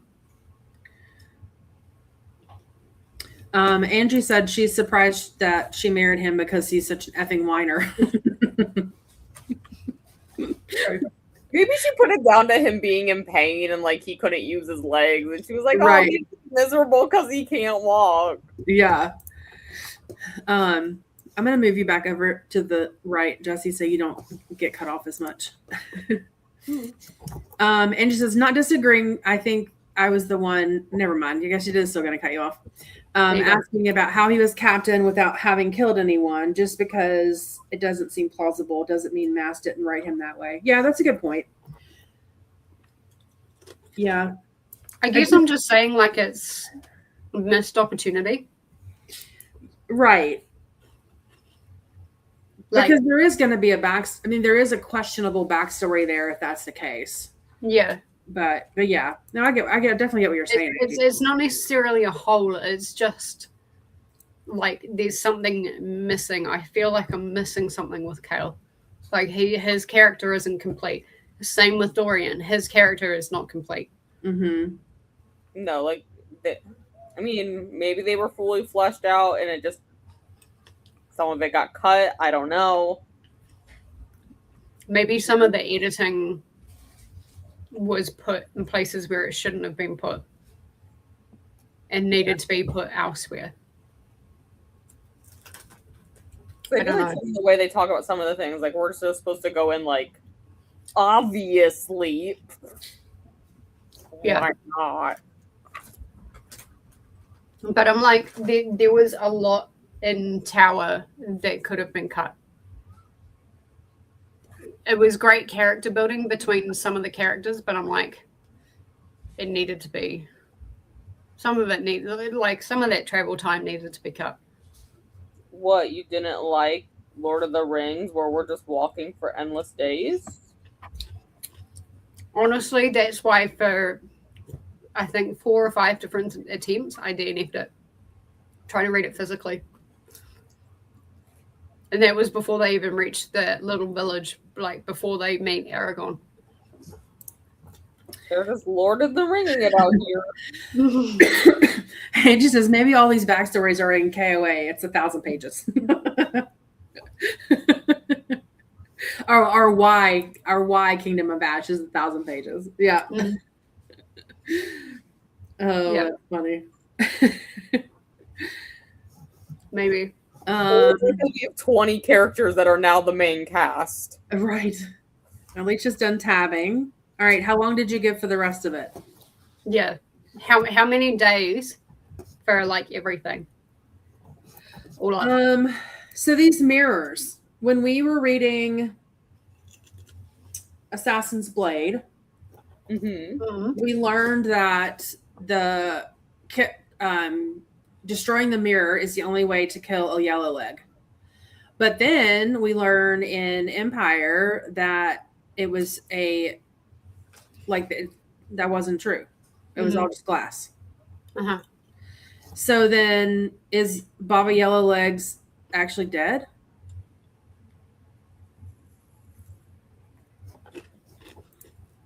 Didn't we see that she got beheaded though?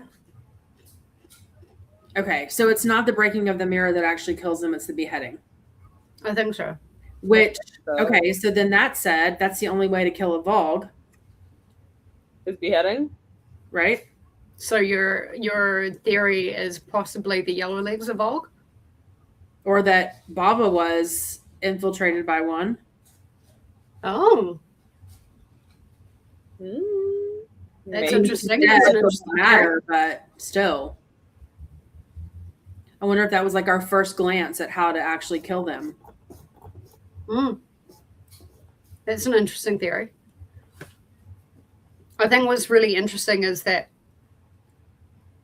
with the mirrors, they're actually like Stephen Wilson actually called them portkeys. Like Harry Potter. He made so many references to Harry Potter in that. It was so funny. Well, I mean, they kind of are. I mean, even if you look at like I guess myths and legends of today, they do say that mirrors are a portal to another world, as in the spirit realm. Yeah. And that's why you're not like supposed to have 2 mirrors facing each other or have a mirror facing an exterior door or window.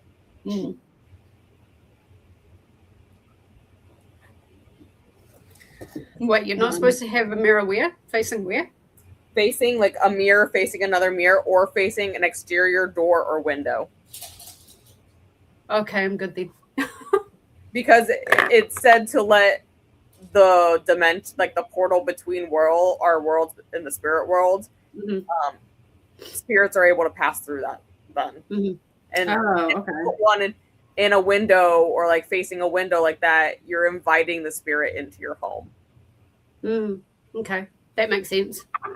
Which is maybe why my college dormitory was so haunted, because they were dumbasses and put all the fucking bathroom mirrors facing the fucking windows.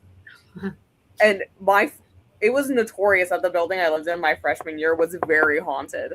Mm-hmm. Like, it was known on campuses. Oh, that's the really old building that's haunted. Of course, this is the freshman dormitory, isn't it? That's why you put it. But yeah, did they say in Empire that that's how Bubba Yellowlegs actually knew who Aelin was and who Dorian was? I think. Like crying. I don't remember that part. Because she had one of those, like, seeing, like, I think most of the mirrors were fake. Uh-huh. Yeah, but then I'm like, did Aelin destroy one of those, like, real mirrors? Oh. And what's the consequence of destroying that mirror? Because, like, there has to be a sister mirror, right? Mm-hmm. Hmm. So what would happen if someone tried to use that sister mirror? Would it just, like, not work, or no signal? Yeah, that's a good point. Or does it, like, open up a portal almost for, like, them to pass through? I don't know. Alicia's doing Tower of Dawn in 6 days, so total of 10 days for the two of them, and Kingdom in 10 days. And she'll be going from 6/3 to 7/16. Okay, so you'll catch up when we hit, like, the second ACOTAR. Yeah. Yeah. And trust me, ACOTAR 1 is, like, easy to read. ACOTAR 1 is just like Throne of Glass, ACOTAR 1 is a warm-up. Okay. Yeah, ACOTAR 1 is like preschool. I'm saying I haven't read it. Trust me. I can do ACOTAR 1 in a day. And I'm slower than you, Lexi. It's perfection. There's nothing wrong with that book. Not one character is flawed. We get the perfect closure at the end. I was actually talking to Corey about this, and I was like, for me, a lot of the impact happened when I'd read the series, and then when I'd gone back to read it, and then I could actually see Tamlin for who he actually is. Yeah, like, because you do actually see those behaviors, but, like, I think when you first read it and you first transition kind of outside of Tamlin's court. Well, isn't it like the beast retelling technically? Yeah, it is. Yeah, I don't know if retelling's the right word, but that's definitely inspired by. Inspired, yes. But yeah, like the main impact of actually seeing Tamlin's behaviors came from the second read after I'd already read the rest of the series. So it'll still be your second read, but you wouldn't have read the rest of the series to see. It'll be really interesting though when we have the discussion for these books, whether people go hard on Tamlin and kind of speak a lot about him and his himness without spoiling anything. Yeah. For the people that haven't read it.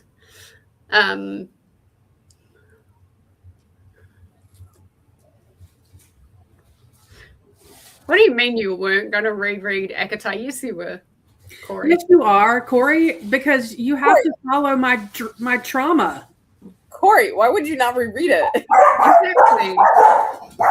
You could pick up with book 2 like nothing. You were going to reread it. His hymnus, yeah. I'm trying not to spoil it. I mean, there's a reason why everyone calls him Tampon. That's such a nice name. It's such a cute little nickname. I'm telling you. And the Peter Pan retelling I just read mentioned him as Tampon also. Yeah. See? We were talking it's widely is widely accepted that he is tampon. Here's what at work about naming your child after eye diseases or structures and what you would pick. And everyone's like, oh, I'd pick Iris. And we're like, oh, why would you do that? Why would you go with the most obvious one? Hell no. Keratoconus. Keratoconus. Okay. I have studied medical textbooks for a long time. That's what my grandma has. My grandma has keratoconus. What the? Oh, is it a disease? It is. Okay, that'll be why I didn't understand like the structure of it. Instead of the cornea being round like a dome, it's shaped like a fucking traffic cone. Or better yet, when it's inferior and it's super pointy, aka what my grandma has, they're called nipple cones because they resemble Madonnas. That's funny. But that's what my grandma has to go to that surgery consult for this month. Oh dear. But yeah, don't lie, Corey. You were gonna read it.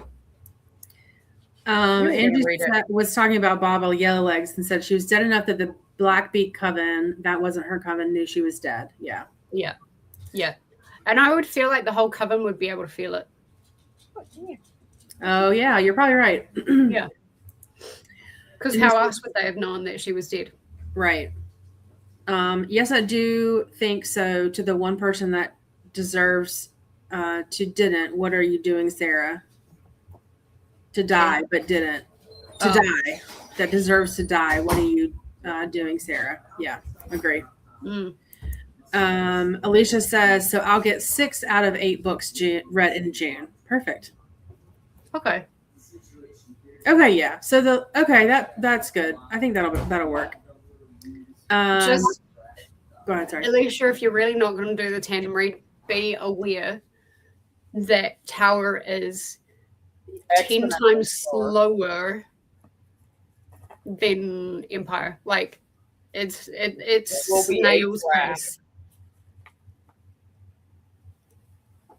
What was that, Lexi? It is a drag. Yeah, it is. Yeah.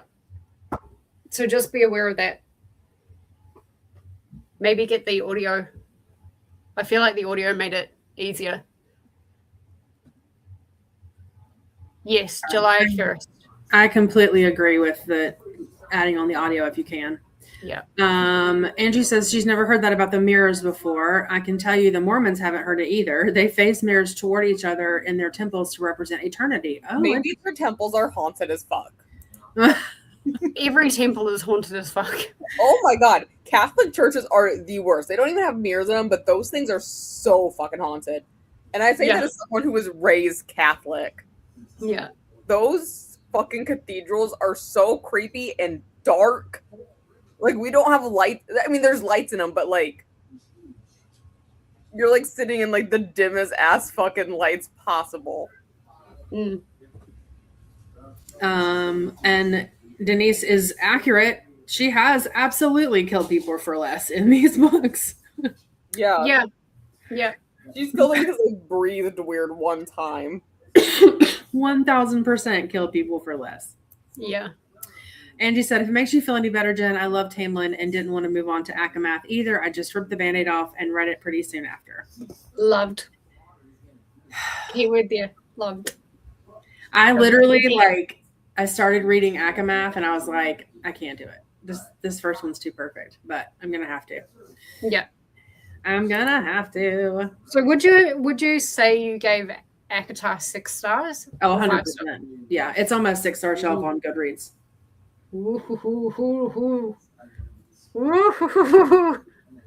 Yeah. There was a part in it, I think I've told you all this, where I sent Corey a picture of my Apple Watch because my stress level was so high. Like, in a good way. Like, I was just so into it. But yeah, that was 6 stars. Both times I read it. Watch told you to calm the fuck down, or it pops up with that alert where it's like, your heart rate is really high and you're not doing anything. Well, they give me little smiley faces, and it turned it buzzed, and I looked at it and it was orange. Oof. See, I had that feature turned off because of my pods. It just would nonstop go off. Yeah.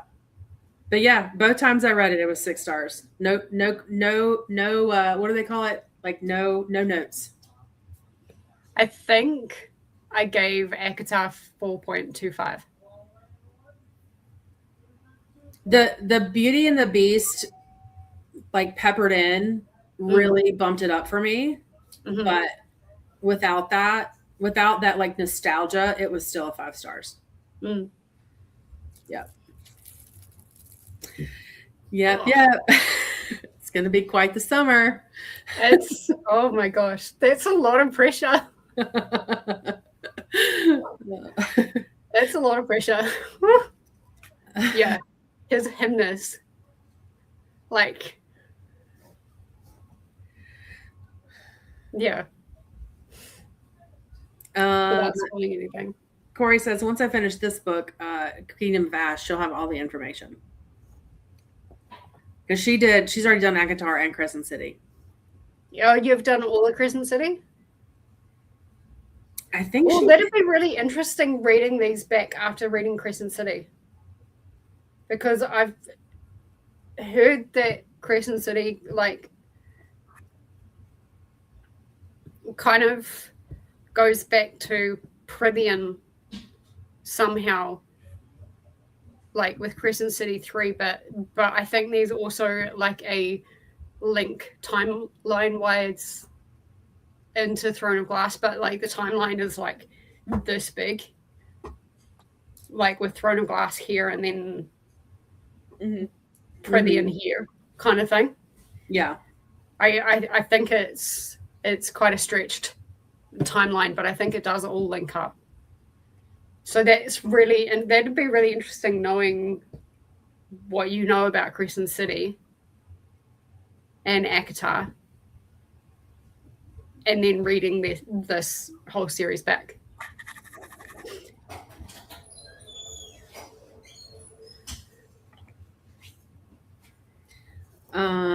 Let's see. Alicia's confirming July 1st to start ACOTAR. Denise says, this is my first time reading ACOTAR. I can't wait to get my reaction. Same, Denise. Angie loves cathedrals. And also you can just feel... Cathedrals are gorgeous. The Oh, inside yeah. of them are freaky as fuck sometimes, though. I can just, like, every time I walk into a church, and I'm not religious, but I can feel the spirits, like, around, like, inside the church. I've been told I'm very sensitive to that kind of stuff, and we just don't talk about it much in my family, but, like, we all are. We're like, oh, no, the house is haunted. We just weren't going to say anything. Yeah. Corey doesn't want to be that girl, but ACOTAR got her back into reading. Yeah. Same with me. Got me back into reading was not being in school anymore and actually having time to read things other than textbooks. That's funny. Corey says, yes, she's read them all, and I've since heard there's a lot of little references in Crescent City from Throne of Glass, but no direct crossovers. So I'm sure I missed them all. Well, we're going to begin into them. Yep. Angie rated the first 3 5 stars, actually. Wings and Ruin was my favorite. My favorite is Mist and Fury, like, and Silver Flames together. Like, there's an argument about Silver Flames being a bit too smutty and stuff like that, but if you take the smut out of it, the plot is just as good. Okay. And like the main character in Silver Flames is a freaking boss. That's the last one, right? Yeah. Yeah. The last one that's out right now, yeah. Like I don't think I've ever felt like such like girl power, like go, like rooting for somebody so passionately than I have in Silver Flames. Hi. When did you get in here? Alicia's going to be starting ACOTAR while finishing Throne of Glass. That'll be Oh, you interesting. can finish. You can finish Kingdom and then just meet up with us for Yeah. ACOTAR. Because I mean, when you're finishing Kingdom, we'll just be finishing with ACOTAR vaguely. Right. We might be in the middle of Mist and Fury. Because if we're budgeting like 2 weeks for each of them, and you're finishing mid-July, I mean, you'll be like a few days into us being into like Mist, and I don't think that'll be too bad to catch up from there. Yeah, because technically we would start the second one on the 16th or probably 16th. So it would not be, if you're doing all of that in 5 weeks, 6 weeks, you could definitely do ACOTAR in a week and then catch up. Yeah. Yeah. ACOTAR's not hard. Just like I said, put a padlock on your door and leave your family to it. Alicia also feels weird when she goes into churches. Yeah. Angie says it's totally okay to be that girl. I completely agree. There was a thriller series that got me back into reading. And unfortunately, the author passed, but it's one of my favorite thriller series ever. Is it at least a completed series? It is now. The last two were not ghost written, but like co-written. The author had the outline and most of the like first draft, and then her partner finished the last two. Okay, at least like the vision is there. Yeah. Oh my god. Alicia's read Crescent City, but not Throne of Glass or ACOTAR, so we shall see. And then Corey says, since I started seriously reading again in 2021, I have yet to reread a single book. I don't have time for that. I have 94,726 books on my TBR, so we shall see. I am a rereader. I love rereading. I reread the Percy Jackson series every year. I reread ACOTAR every year apart from last year. Do you really? Yeah. Oh, wow.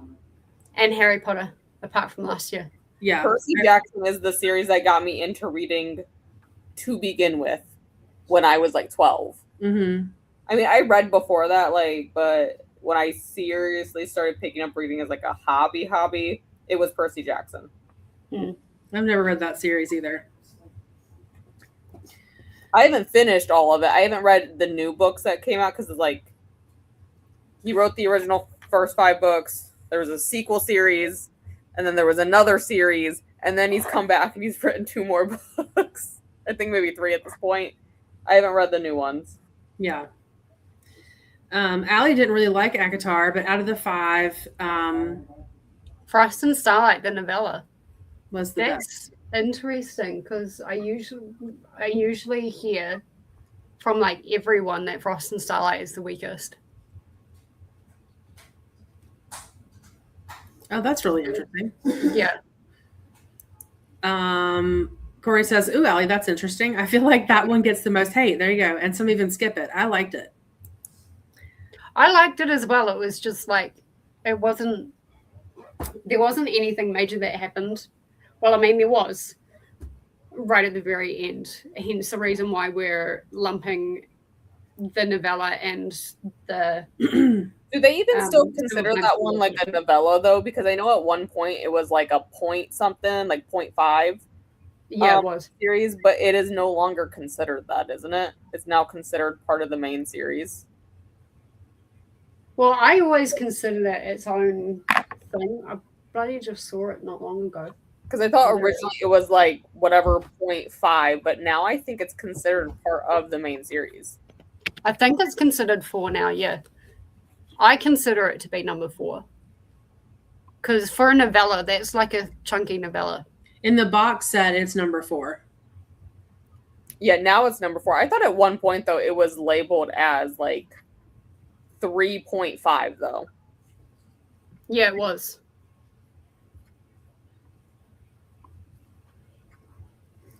Angie loves that Allie likes that one best. ACOFAS gets a lot of hate, but Angie really liked it too. And Allie says, anytime people complain about stuff in ACA, part of, what is that one? Silver Flames. I'm like, hey, that thing you're mad about, it's because ACOFAS connects ACOWAR and Silver Flames, and it's critical. Yeah. This is 229 pages, I think. I mean, yeah, that's not like the rest of the books, but it's still kind of chunky for a novella.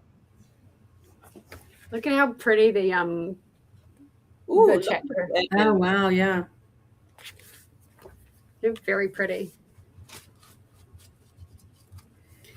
And then Angie's laughing at Corey. Jinx. Angie says, okay, sounds good. Corey says, I think I'm too good of a memory. It's the same reason I struggle replaying video games. I love it. I could love it to death and start it again. And I'm like, nope, this is too fresh. Mm-hmm. Angie used to reread Harry Potter and the Dragonlance Chronicles every year. Now she just picks up whatever HP book she feels like or fits a prompt. Going to start a reread of Dragonlance for her birthday. Awesome. Nice. Happy birthday. Let us know. And then Allie says, yes, ACOFAS is now number 4. It's absolutely critical to the transition of personalities, especially for Reese that we see in Silver Flames. There you go. Yeah. Perfect. All right. What is next on the list? I think maybe going through some of these comments in Discord. Okay. That's what I was doing. I'm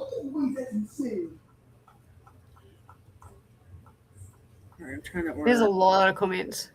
I mean, we've kind of talked to everything up through like chapter 16. So like Angie's like Empire chapter 27 comment would be next, which is with the Pirate King. It was actually really good to see him again. I know. I was like wondering where in the hell are we going to circle back to this, because we mentioned it in Assassin's Blade, but like MIA.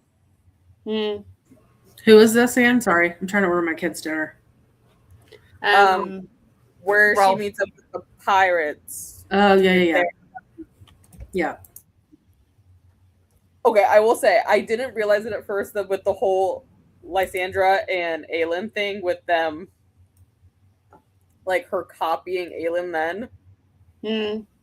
That was weird. Like it was very weird after you realized what was happening. Yeah. I was like how closely have you studied Aelin's mannerisms? But now thinking back to it, it is actually perfect for what happens at the end when she is now going to be being portrayed as Aelin. Yeah. Although speaking of that, I don't know how the hell she's gonna fucking pull that off. Because can you mimic firepower? Yes, that's something that I wanted to ask as well. Like, has she been like practicing her fire? Can she even do magic like that? Or is she just gonna like abandon the battlefield and be like, nah, I'm the queen, I will sit here. They talk about it in the next one. Okay, I was like, bro, how are we gonna pull this off? Yeah. And like I said, I don't think you're gonna be able to keep it from the majority of the people. Sure, I think you'll be able to keep that secret. I don't think you're gonna be able to keep that from Kale. I swear to God, though, every time I'm just having a look through Discord at it, every time I think of Kale, I see that guy from the Almighty Johnsons. I think he would be perfect. I mean, like, he'd be too old now. He's but too like, old, if they did a TV show, I would expect Kale to look something very much like him. I don't know. I guess he's been through so much, or maybe it's just how whiny he is that makes him just seem like 20 years older than he is. Yeah. I don't know. But especially with like the whole back thing. I'm like, dude, you're 50. Like, I don't know. End of Empire of Storms, chapter 11, literally made me stop walking when my jaw dropped. What was that? What It was that one? from Corey. What chapter was it? End of chapter 7. Chapter 11. Ooh, Empire let's of skip Storm. the end. What happened there? Oh, that's where they say Astron is gonna die at sunrise tomorrow. Oh, yeah. Oh, And that's where we right. have to for a little bit, and then we have to read more of not what's gonna happen with Astron, and then they come back to it. Mm-hmm. That whole thing was so good.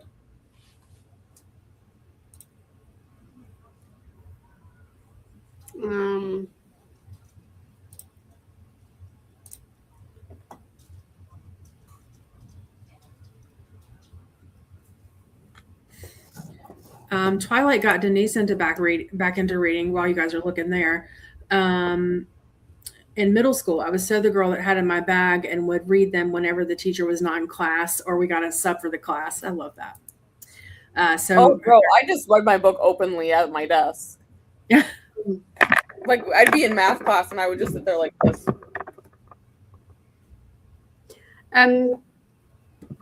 So Tower chapter 10, reading one of my comments, I may have breezed past it, but oh my god, the word keys are actually held by 3 Bold Kings originally. So, like, now Manon has 2 of them, but where is the third? Is the third still buried where what's his face? Yes. Like, actually buried it under I think so. Yes. Okay. So everyone probably doesn't have the third word stone key. No, I don't think so. No, I don't like being ahead of y'all. Now you know how it feels. Yes, I don't like it.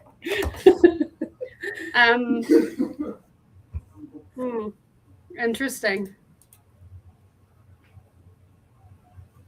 Apparently, I was really shocked in chapter 14. EOS chapter 14, me making a cup of tea, also me. What the fuck, Aylin? Gasp. I think maybe that's her, like, she really did step up on the, like, being queen and almost being a bitch in this one. I'm gonna find out what was happening. Like, her personality kind of really changed in that one, especially towards other people. Like, I don't want to say commoners, but like they kind of are. I'm pretty sure that's where they were at the temple. Oh, it is.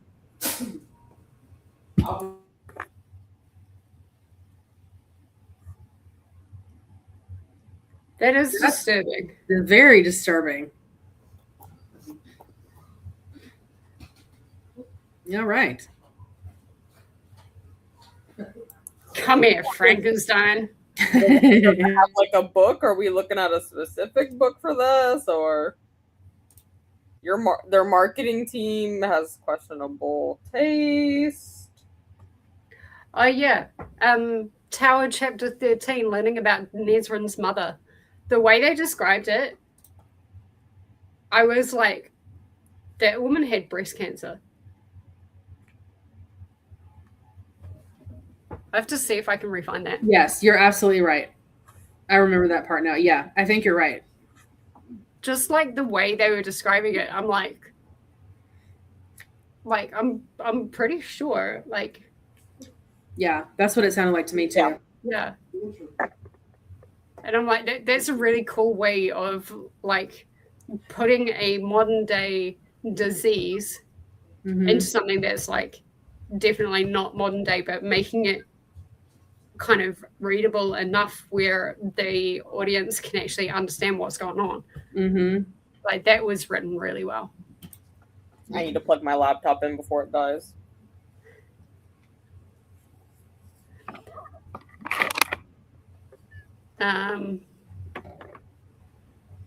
Oh, yeah, this is when I got to chapter 17. Okay, I'm not really timing these on-screen reactions properly. But chapter 17, holy, what the F. I reiterate the meme above. And that was the cat gasping. And I said, please no more bomb drops while I'm trying to peel potatoes.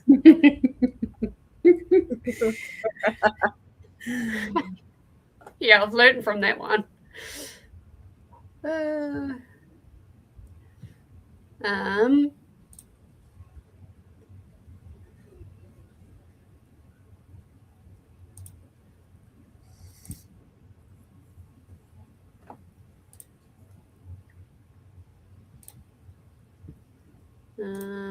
EOS chapter 27. How does the Pirate King recognize Selena? That was from Angie, and I was like, I think maybe it was like the black clothing or the voice, because she was wearing black clothing when she went into the meeting with Rolf. Yeah, in both maybe. books. Or but also maybe, the voice would probably be recognizable as well. maybe her hair too, because I mean they talk about her hair being pretty distinguishable in general. I have to read back in Assassins, because I'm wondering though, like if she wore a hood. Because I know she wore a mask, like because it said that she couldn't eat or drink because of the mask in Assassin's Blade. I remember that quite clearly.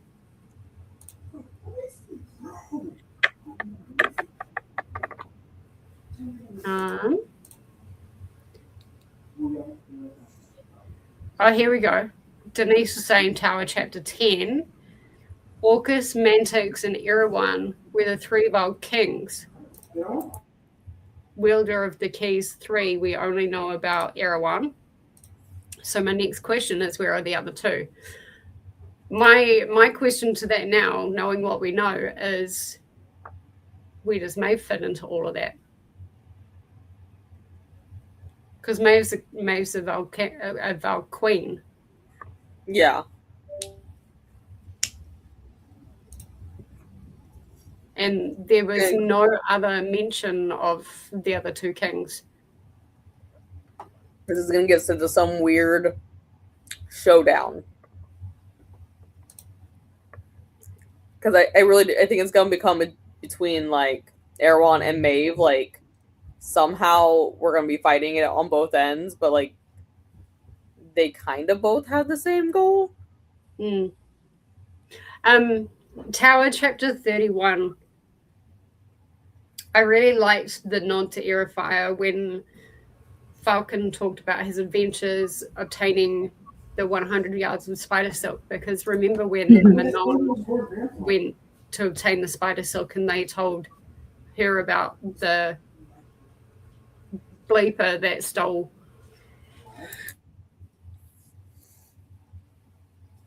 I thought that was a nice nod to Aerofire. Yeah. I did like the spider silk conversations. It was nice to have that come back in.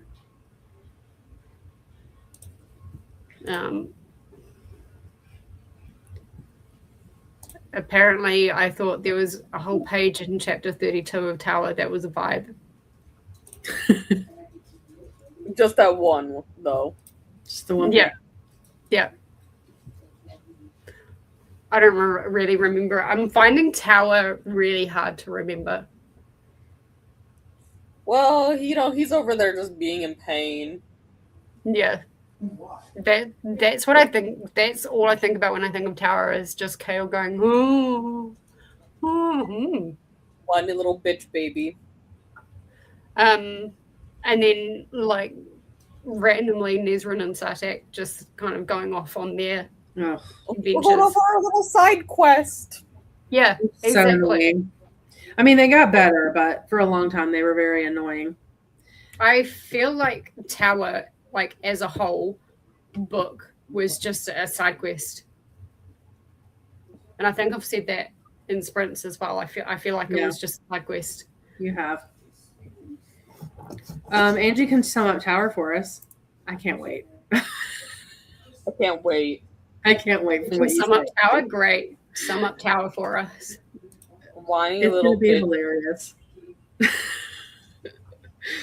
I really love liked the fact that Tower. comments- I liked KO, and I mean, I think a lot of the reason I liked Tower is because of Irene. I really like Irene, but I felt like the pace was a good contrast to Empire. It was, but I mean, I will say the best part of Tower is where I flipped my shit on sprints. That was over funny. Chapters. That was the best part of it. That was so funny. Angie says she can sum up Tower. Oh, woe is me. Poor, pitiful me. Oh, yeah. And Maeve is the enemy from hell, says the spider. Yeah. Yes. That's pretty much what Tower was. It was a long ass training montage that led to this reveal about Maeve, and I'm like, okay, but can we talk about the training montage where he fucking takes 600 pages to use his legs again? yeah, Uses his legs for 50 pages. Yes. Yeah. He fucking loses it again. yeah. Oh my god, that annoyed me so much. I think my reaction on screen was like, Are you fucking kidding me right now? I'm pretty sure I had a reaction on screen. I was like,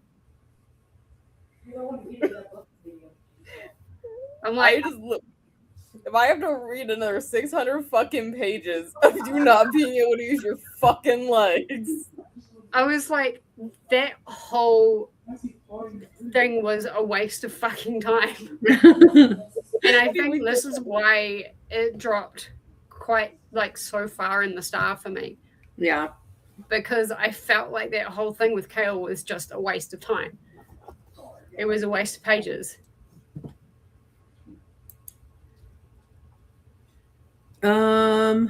Not quite. No, not quite. Mm-mm. No, because this was the very end of Tower. Maybe. I don't know. Maybe. Probably in that area, but Yeah. But I was just, yeah, that pissed me off. I would have actually, no, I wouldn't have preferred if he'd been dead. Either way she wrote that, it was like that 600, 700, 800 pages of him not being able to walk and use his legs, like that was a waste of time. yes. They could have done That all could have been edited down so much shorter. exactly. She could have still did the character development. Yeah, And the I didn't so much though of her describing how she's trying to fix his legs. Yeah, We could really just skip over that. yeah.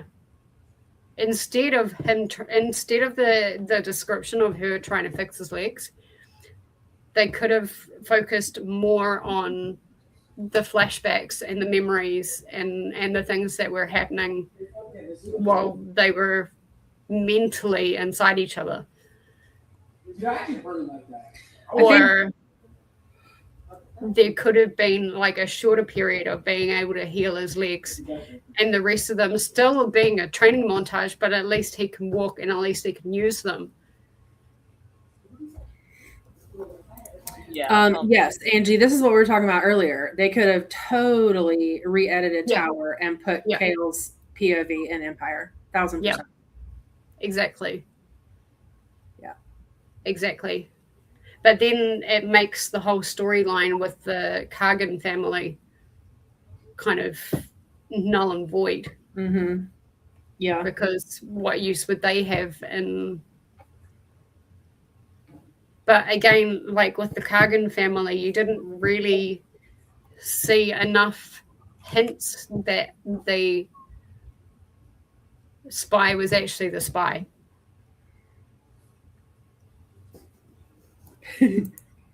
I will not hear this slander. I love Tower. I liked Tower a lot too, Allie. I like Tower. I just don't like Kale bitching nonstop about his legs. Look, if I wasn't being so critical, and I probably am being a bit critical because we're getting like a lot later in the series. Right. But if I wasn't being so critical and I was still in that stage of my life where I was so into romance and things like that, it would have been a 5-star. But just with like how big the book is, and the fact that it's getting later on in the series, her writing should have evolved enough where like it didn't have to be such a waste. Now, yes, you're right. And I do disagree here.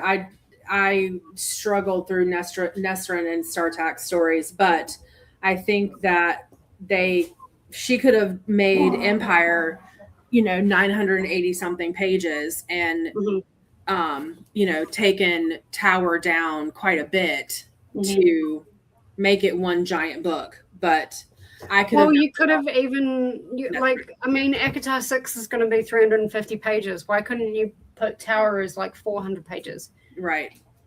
And almost do like a 0.5. Yeah. I liked Nesrin in the beginning, and I was really, really excited to hear her story, but I didn't love it. I didn't love it the way she vetted it out. And I absolutely agree here. I would have been mad too if I hadn't done it as a tandem. Yeah. As much as I love Tower, I would have been upset too. Yeah. I can see why it's a tandem. Oh, I 100% can't see it. That and just the way stuff is revealed in Empire and matching it up with like Tower, especially at the end where you're finding out that stuff in Tower from the spiders about Maeve, and then going into it going, hey, we're going to approach Maeve soon. Yeah. I think they did a very good job with that. Because if I would have had read these separately and knowing that, I think that would have been like a giant missing thing. Like I don't know if it would have held the same punch in Empire without Yeah. Okay. Yeah. Corey says, Angie, I got the same necromancy email, and I'm not gonna lie, that book looks hella cute. Oh, that's funny. But yeah, I completely agree. I would have been mad if I would have been like Ren and been like, nah, I'm gonna tandem read this. Yeah. Would have been mad. Not mad, but you know what I mean. I'll say it as long as I can breathe that I am glad that we did it the way we did it. Yeah, 100%. I'm looking at Angie's comment on the do as a tandem read. Like she made me promise that over a year ago. She goes, when you read this, you have to promise me to read it as a tandem. I was like, okay, damn, you dead serious about this. You never did serious about anything. I'm really glad we did it as a tandem read. I was humming and hawing about it right up until like the switch. Same. But yeah, no, I'm really glad. And it seems like everyone ended up doing the tandem read. I think I was hoping that one of us would do it separate, but then I was like, you know what? No, I'm glad we didn't do it that way. I think it worked here. And I mean, like the Discord is still open to anyone that wants to read it separately. Yep. But yeah, I'm glad we did the tandem read. Going through, speaking of Discord, just going down reading Angie's comments. Empire chapter 37. What the fuck did I just read? Lysandra is a badass. I was so afraid she was going to get killed off here. I guess she's not out of the woods yet, but there's hope that Aiden. I really like the relationship between Aiden and Lysandra. Oh my god, I love it so much. Yeah, I like her much better than I did in the previous book. It's like such a sweet little romance that's building there. What are you talking about? I love the part where he's just like, I'm going to marry her. Yeah. Pick the date, but we're getting married. Yeah. You can choose when. Yeah. But we are, so. Yeah, I like Lysandra better now than I did before, for sure. Yeah. Jen, you saying I heard someone refer to Tower of Dawn as Kale's pity party, and I'm dead. Yeah, it was so funny. It kind of is though.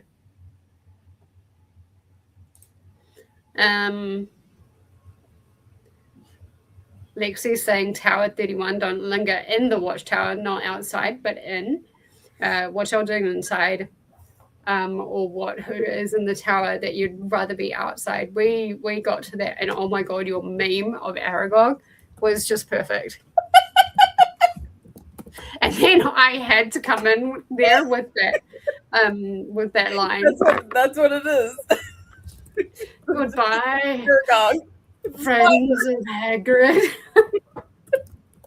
It was just a fucking giant spider. Yeah.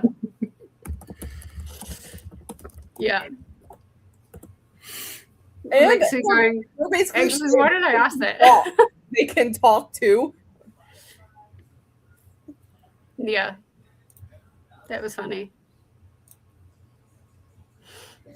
A whole ass army of spiders? Fuck no, I'm out of there. Ow, hell no. Oh, that's funny.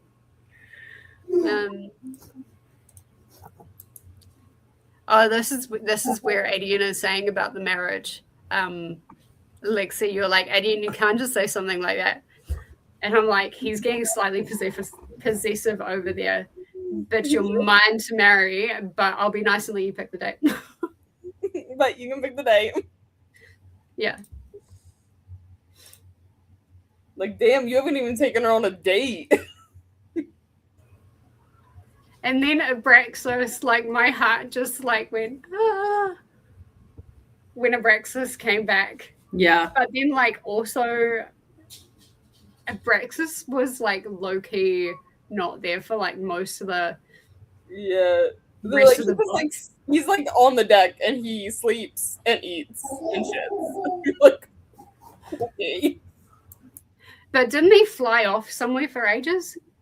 Yeah. Because he comes back with the 13, I think. Yeah, but then he, like, disappeared. Then he just, like, bye, I'm done sleeping and eating. Thank you for all the rest and food. Goodbye. And you're like... For ages, I was like, where did he go? And then they're just like, hey, Manon, your horse flew off, so... You're, like, chained to the bed. Your comment for Empire Chapter 39, not Abraxas just dumping Manon into the water. Boom. Like, and you couldn't do it on the deck. You couldn't, like, land on the deck like a normal thing. You were just like, fuck it, the water will do. Like, Abraxas is just a big cat. Like, if you, like, do, like, a belly flop in the water, have you ever done that? That shit hurts. Yeah. Yes. Oh my gosh, yes it does. They just fucking dumped her. Angie, you're spelling Abraxas right. Yeah, you are. Alicia says, thanks for the discussion. We'll start Throne of Glass tomorrow, but off to watch Vampire Diaries with hubby. Have a good night. Thank you, Alicia, for being here. I'm excited that you're going to try to catch up and read ACOTAR with us. It'll be fun.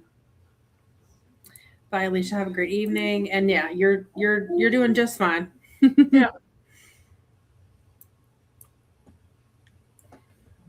And actually, I think there's only one S in Lysandra, but everything else is perfect. So you're doing all right. Yeah. Hey, you know what? I'm never going to judge anyone for spelling names wrong because, bro, especially in a fantasy series where half of it's made up. Right? Lexi, I'm just looking at the fan art that you posted for Lorcan. That is totally not what I see, but, like... That's not what I see either. That's why I'm like, bruh. But you're right. It makes him look like Snape. Bruh, is this just fucking Snape? And then me, I'm like, again, I see him as middle-aged and bald. Well, I had to look it up because there's that comment of like, oh, he's so good looking. I'm like, the fuck he look like? Like, is he? Is he good looking? And then the fucking fan art is just fucking Snape. I'm like, okay. Angie's listened to all the books on audio so far, so just trying to remember what I saw on the fandom page. No, you're doing perfect. And oh yeah, the Snape comment was hilarious. Yeah. I think kind of like the late 30s is where we switched into the romantasy. Because apparently at the top of Empire 45, all I could say was, "What the feck are you playing at, Dorian?" And I would say that's when he, like, started, I guess, a little bit more than flirting with Manon. And then he just blue balls her. I don't know. I almost feel like it's like a weird BDSM relationship between those two. I honestly feel like that's like kind of the way it's headed as well. I'm like who can be more dominant? Obviously, it's going to be Manon. Yeah, it is. I'm like, what is happening between you two? Dorian is like... Dorian, you went from being a fucking little bitch in the first few books to just there. You're physically present. Yeah. For this. Yeah. He's a baby compared to Manon. Like, actually. Mm-hmm. Oh. Because I think Manon is like several hundred years old, isn't she? Yes. I think. I'm pretty sure. I mean, it's a few hundred years between Aelin and Rowan. Yeah. Yeah. Yeah. It's normal.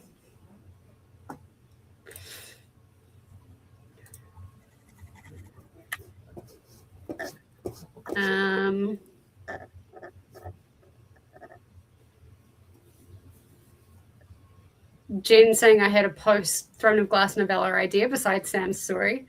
What if there was some giant war between Manon's crew and Aelin's crew, and the now graduated leaders of Batskaya would come into LA with, ma'am, thought that was genius.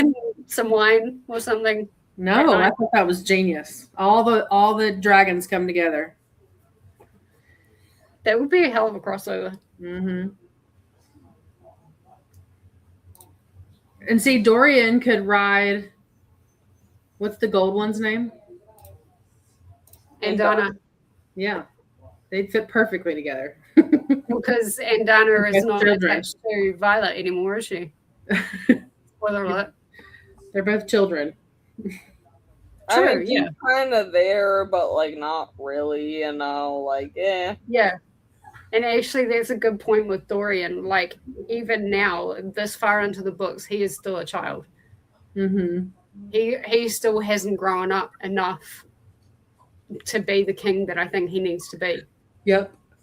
And I don't really feel... I think maybe it won't be until he actually sees Chaol. I think Rowan is starting to help him grow up. Like, with the training with his magic. Rowan's good with that, because that's what he did for fucking Aelin. He was like, listen up. Yeah. Yeah, but I don't feel like we're going to get the like, pivotal turnaround with Dorian. Because even though it was a kind of pivotal, quick turnaround with Aelin, I felt like her foundation was still there, right? Yeah. But with Dorian, like, if we get a pivotal turnaround with him, it's not going to work. It's too late. I think it's too late. I think you're right, though. I think Rowan's working on him. I think he's going to like make some maturity progress, but I don't think we'll see it anywhere like we saw it with Aelin. I think there's going to be at some point in Kingdom of Ash where he is going to make a relatively big contribution to this battle, whatever ends up happening. But like, that's just going to be his part in the big kind of scheme of things. Yeah. But yeah, I'm a bit disappointed with how Dorian's character has gone. Mm-hmm. Again, missed opportunity. Yeah. There, I found another comment that solidifies the whole BDSM comment in chapter 45 when Idian says, "I wouldn't let those iron teeth near my favorite part if I were him." Yeah. Yeah, no. Angie's gonna pop out hungry and need to go fix something to eat. It's been fun. I'm so glad I didn't miss this tonight. Me too. I'm glad you didn't miss it tonight too.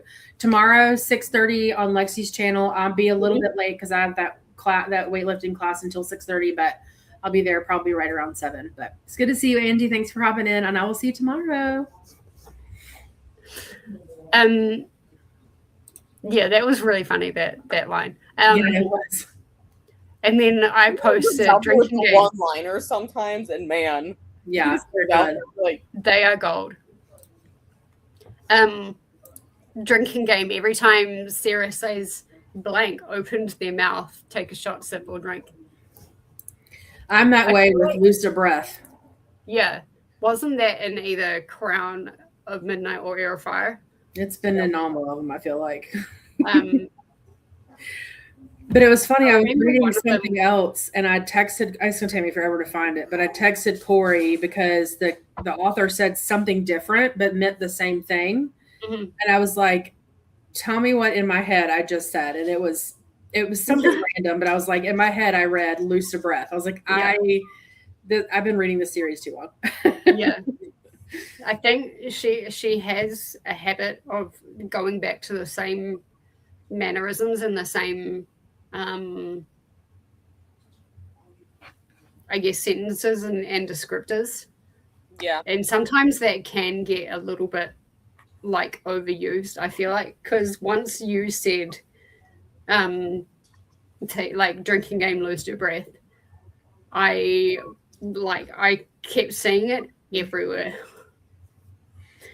And then in Empire or Tower, what I don't know which one I'm talking about when I made that comment. Blank opened their mouth. Mm-hmm. Like I just saw it everywhere. Mm-hmm.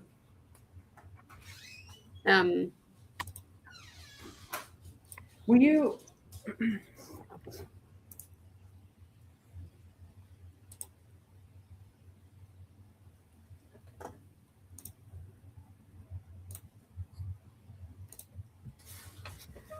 So a lead in chapter 50, that was interesting. Where a lead tried to... Oh, yes.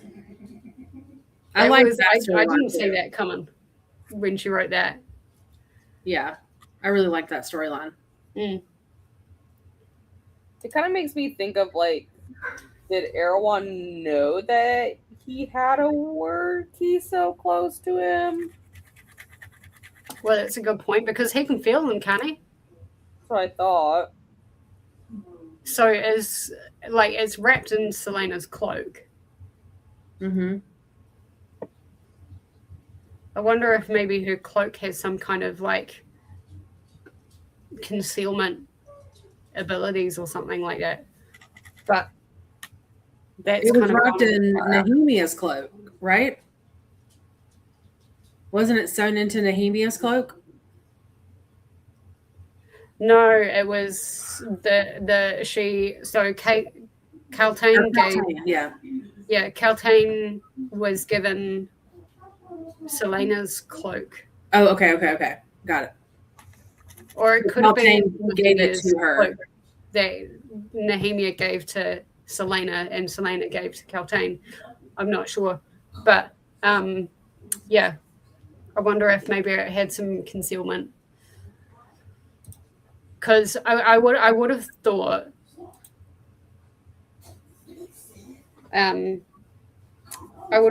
that, you know, like even concealed within the cloak, that piece of fabric, that he would still be able to feel the magic through that.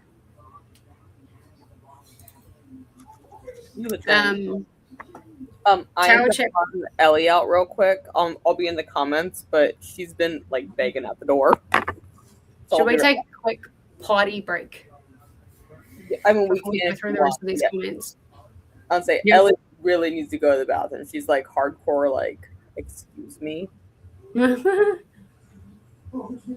that all right? We could take a quick 15-minute, yeah. Yeah, that'd be great. And then I can grab myself a drink. Okay. let me get focus up and I'll get that settled and we can do that. Mm-hmm. Yeah, she's like hardcore staring at me, and I'm like, girl. I'm gonna go ahead and mute myself and then get all that set up and then I'll just let it play. Okay, good.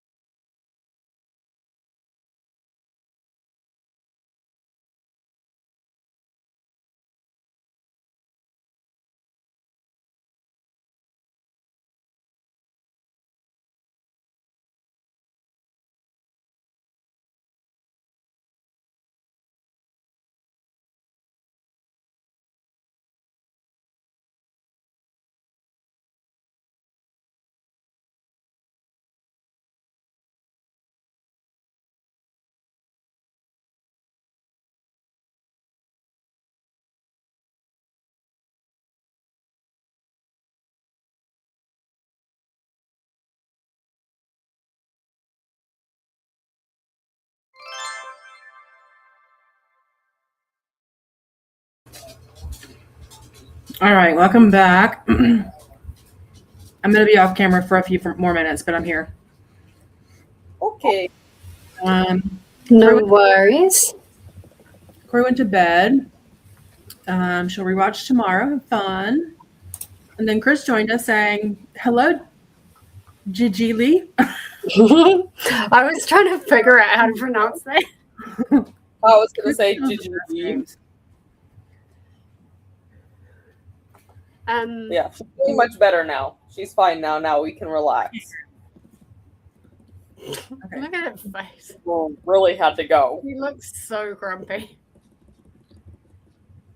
Well, she is, because her sister is walking around right now, and clearly it is bedtime. No. What is Shelby doing right now? Walking. Bless her. All right. So I continue going through. Oh my god, that was something. I can continue going through the. And say, where were we in comments? The Discord comments. We were up to something I said in Tower. This will be the great war of our time, and I actually feel like both books set up for this really, really, really well. Yeah. It is setting up for like a world war situation. Yeah. This will be the great war of our time, Cushion said quietly.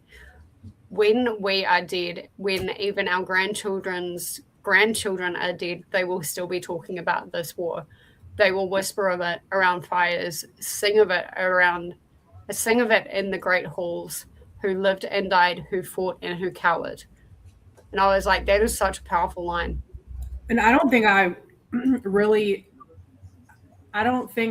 you reading that back to me, like when I read it the first time, I was like, yeah, okay. But having started Kingdom and you reading that back to me, like almost, I'm not going to restart it because I'm far enough in that I don't want to restart it. But that's such a foreshadowing comment. See, I thought it was just foreshadowing, like how Empire and Tower were going to converge. But, yeah, it makes me even more excited reading that comment to start Kingdom. Yeah. Yes. It makes sense why the book is the size it is, though, if they're going to have a whole ass war go on. Mm-hmm.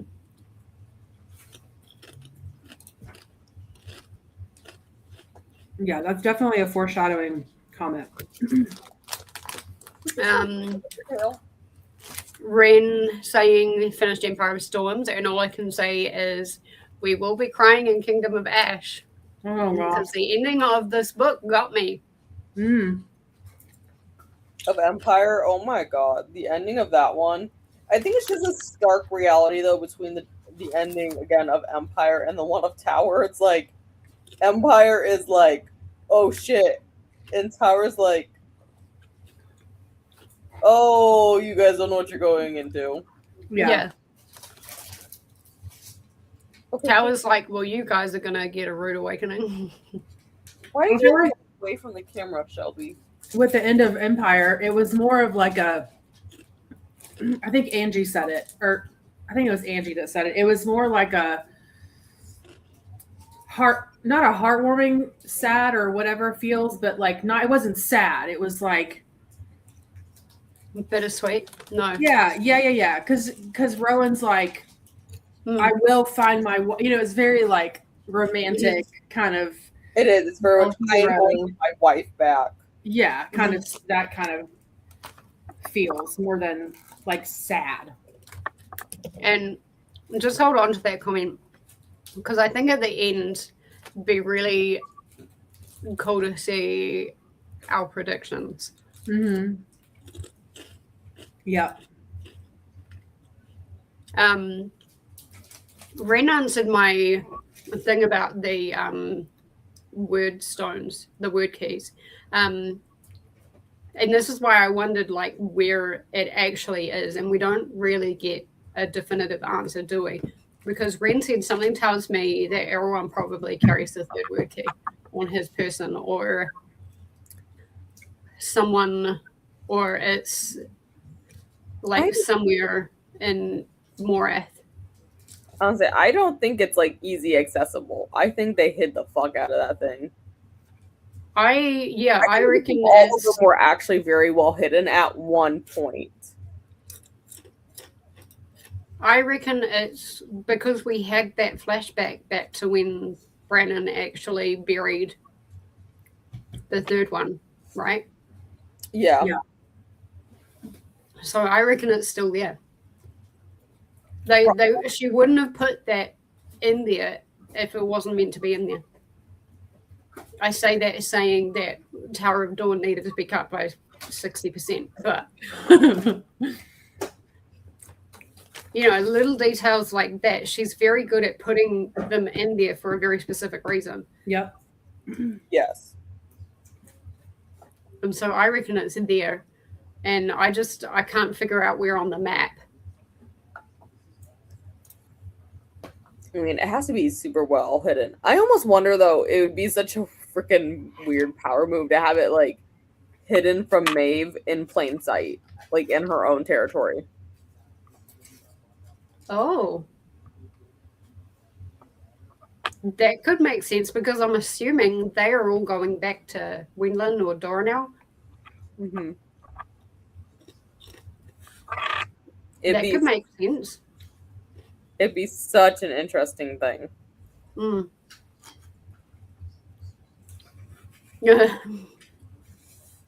Me replying to Ren, I don't even want to finish Tower of Dawn anymore. My feels are too hurt. And then me going, huh? But then Tower was such like a come down. Anyway. It really was. It was. I mean, I don't know. Again, I don't think I could have handled it if I read them separately. Like, I don't know how I would have made it all the way through Tower. And then, Lexi, you were thinking what I was thinking a few days before you actually posted this comment. Y'all, this is making me want to record and do a time lapse of any reading I do off sprints. I was thinking of doing exactly the same thing. Just turns out that I didn't really do any. So, I didn't do too much reading off camera, but then, like, the ones I did, I was just like, bruh. The only one I had was, like, a minor of, what the fuck when Lorcan said that he was in love with Maeve. And I was just literally just going, what the fuck? And then continuing on. But then, was that, like, actually he's in love with Maeve, or is that part of his, like, blood thingy, or is that... it's part of the blood thing. Yeah, I do too. It was. But I also think part of him is, like, just saying that to protect himself. Yeah, so, like, what the fuck, bro? Whatever, moving on.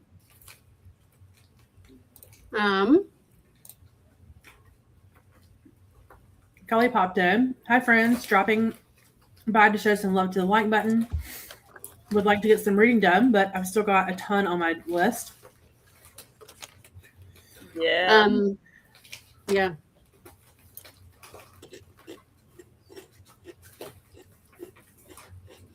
Wow, spicy. Angie is saying Tower, chapter 48. Holy fucking shit. I can't remember what happened. Oh, that's like in the middle of my freak out area where the spiders are like attacking them. With the spiders. It's the spooters.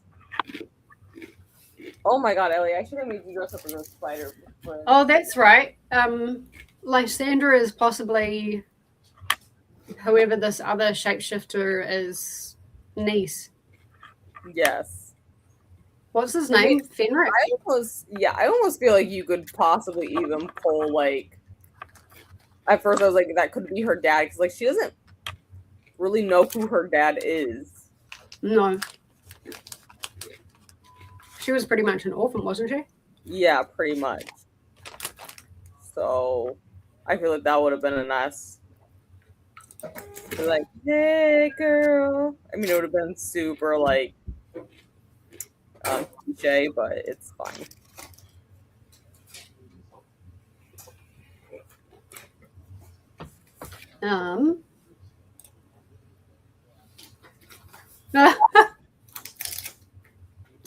Empire Storm 71, Queen Maeve monologuer. She's over there talking. She's like, I haven't been in these books for. I haven't been since Era Fire. Please let me yeah, you guys. This is my time to shine. Like, hello. And not even like the end of it. It was like the beginning of Era Fire. You done? You want to switch shirts? Sure.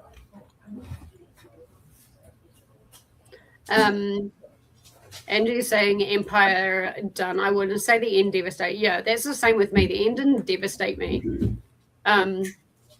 Pissed me off more than anything, but loved how Manon's story went at the end. That was a great power move with what Aelin did with Manon at the end. Oh my god, where she slipped her the word keys. Yeah. I had a that moment right there. It was good. How she do that? And so if you're right, Lexi, and the third word key could be in Doranel. And so that'd be such a fucking power move to have it like hidden there. But then I'm just like that would be like really awkward because Manon is nowhere near Doranel. Well, yeah, but they gotta go save her, so yeah, but would Manon be part of that? Or is Rowan just doing his own thing? I kind of assume they were all headed that way together. I think what could happen, and actually don't correct me if I'm wrong right now, Jen, but like I think what could happen is they could pretty much end up all going to Terrason to band together because there's Lysandra and Adian who need to take over the throne. Yeah. And then like there's that whole court. And then I think Rowan is just going to go like, let's just travel east to Wendlin into Doranel and get her. I reckon he's going to kind of go off on his own. Yeah, I mean, I could see like the armies like dividing because obviously they can't bring everyone. Like that's war doesn't work that way. Just like bring like the whole ship to Terrason and this dick at the beginning. Yeah, like 1,000 ships that are coming from the southern continent. Yeah, like what the heck has just happened? Like, where are we keeping all of these? That is a takeover. Seriously, where are we keeping even all these people? Like all these armies? Like where are we keeping them all? Yeah, well, that's a good point. They've all like left their countries, and they're like, "Hey, we're here to help." Yeah, where are we keeping you all? Terrason is pretty large. I mean, it's not half the continent large, but like still. It is, but like these are boats. But can also considering that Aelin would now have Adeline, and like Adeline being like half the continent. Yeah, I mean between the two of them, it's like half of it, but like it's such a far way for the boats.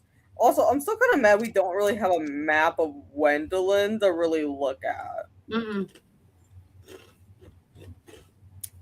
You can find a map of Wendlin, but it's cut off majorly. It's like the very western side of Wendlin that you see. Fucking rude. Yeah.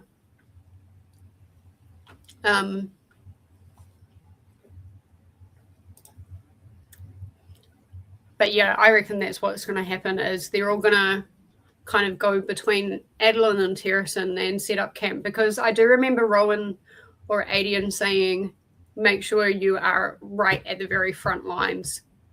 Yeah. And so I think that's where they're headed, but I think Rowan is going to head on off to Doranel. They do address the third word key pretty early on in Kingdom, but hearing you guys talk, it makes me wonder if it's too easy. Like if it's, yeah. So do they allude to where the third word key is?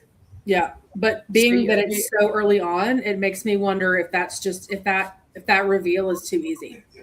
Like almost a trap. I mean, yeah, if it's that early on in the book.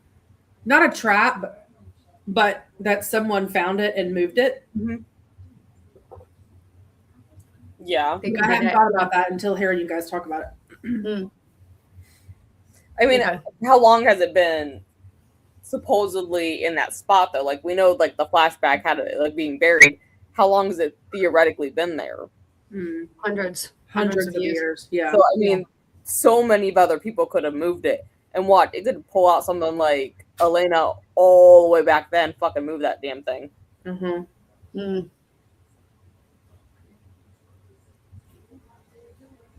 Didn't Lysandra have a necklace?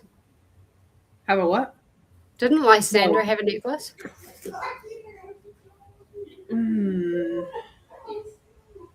Maybe.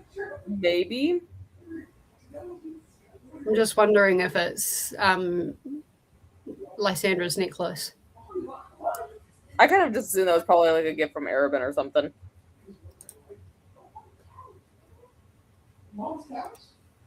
Arabin is sneaky little toad, though. Yeah. Yeah.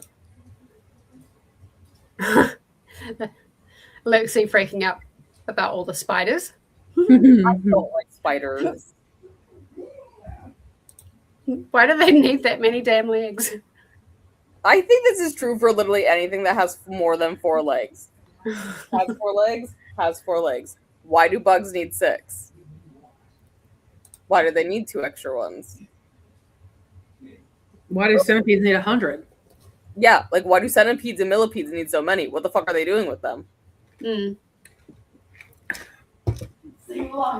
They done fucked up when they made creations like that. They don't need that many. There was overstock. Sorry? I just said there was overstock that day. Attach one here, one here. Yeah. Attach one up there. Yeah, right. Lexi in the Discord comments is having a total meltdown over the chapter breakdowns. Yeah, I was getting mad. Empire of Storms. Who the fuck cares about them drinking bottles of wine? I need to talk to the soldiers about Maeve. Yeah, they was like, we're gonna go drink some wine. I'm like, bitch. And this goes, oh no, this is about Maeve. And now you switch books to watch them get drunk. And get all smutty. Judging by your next comment. Yeah. Like, bruh. I mean, it was kind of amused.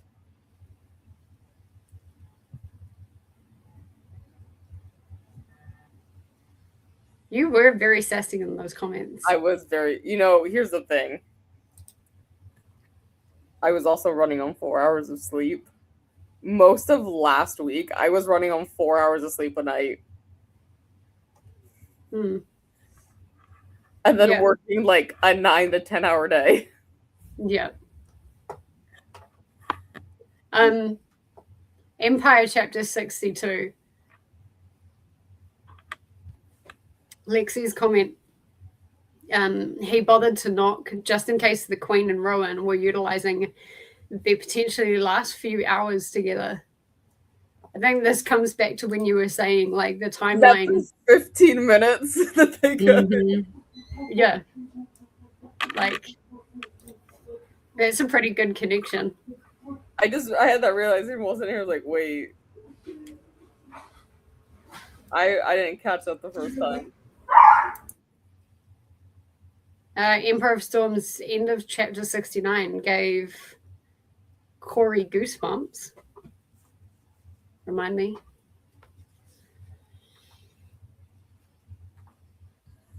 Is this about the spiders yet? I don't have my book with me, or I'd help out. Let me have a look. Empire, end of chapter 9. Empire wouldn't have had anything to do with the spiders.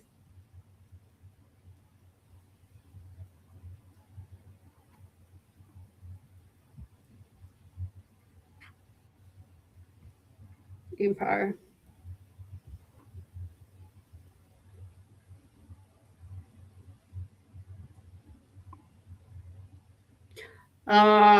Yeah, when like everything was just like coming together, that roar sounded again as a mighty shape shot down from the heavy clouds. A wyvern with shimmering wings, and behind it, descending upon the Fae fleet with wicked delight, flew 12 others. Oh yeah, that was when it was like, you rang, we're here, you rang. Yeah. You can imagine, like, cinematically, though, that would be pretty epic. It would be amazing. It would. But yeah, that's my other comment where my cousins better not fucking consider. If I approached my cousins and told them I need your fucking help, they better not fucking look at me and go, I'll let you know. Right. No. I need the answer yes right now. It wasn't actually a question. And maybe that cousin was like, most of my older cousins, I mean, I don't really have that many older cousins. I'm like, I'm the oldest, so like one of the oldest on both sides. I think I only have 3 older cousins, and 2 of them are male. And I would just look at them and go, it wasn't a question, Alex and Richard. It's, you're doing X, Y, Z. Yeah. This isn't a question. In my head, it's very possible I misinterpreted this, but in my head, I was like, it almost sounded like Aelin said to them, this is what I'm going to need, and you're going to know when it's time. Like, you're going to know when it's time, and then it's time, and then everybody's like, okay, we're here. Yeah. That is kind of how it seemed. Mm-hmm. Like, it's like she sent off all these letters, but she didn't go, this is the date that you need to be here. Right. It's like, you'll know when it's time to come out. I almost wonder if, though, she planned this, like, hey, these are the people who are furthest away, so I need to write their letter first so it has time to get there. Yeah. And then gather their forces and then come. Mm-hmm. The people who are closest obviously don't need as much time. That's kind of how I read it too. Can we talk about these letters for a minute? Because she wrote a letter, according to Tower, she wrote a letter to the Kargan family. Mm-hmm. And the princess said, oh, we got that weeks ago.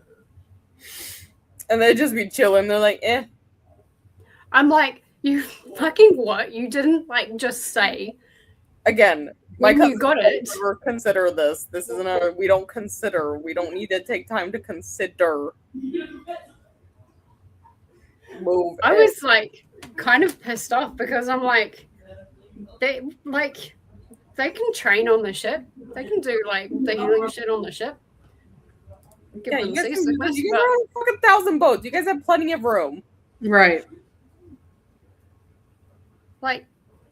Like, if you get a letter like that from Aelin going, the shit's about to hit the fan and we need you, like, don't just keep it to yourself for 3 weeks.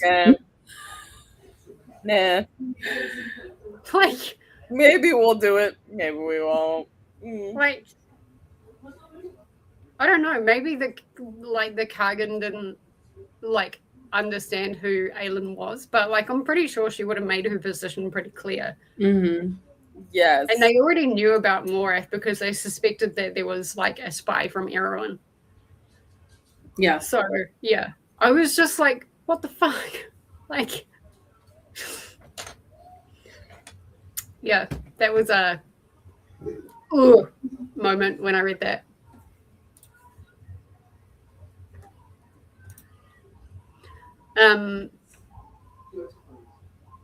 Yeah, and we're kind of up to the point now where it's in that last bit of Tower in chapter 62. I was like actually really shocked that I got it right, that it was a member of the family. Like, I got the who wrong. Yeah, but I knew it was one of the family. Yeah. And I was very proud of myself. It's a good call out. Yeah.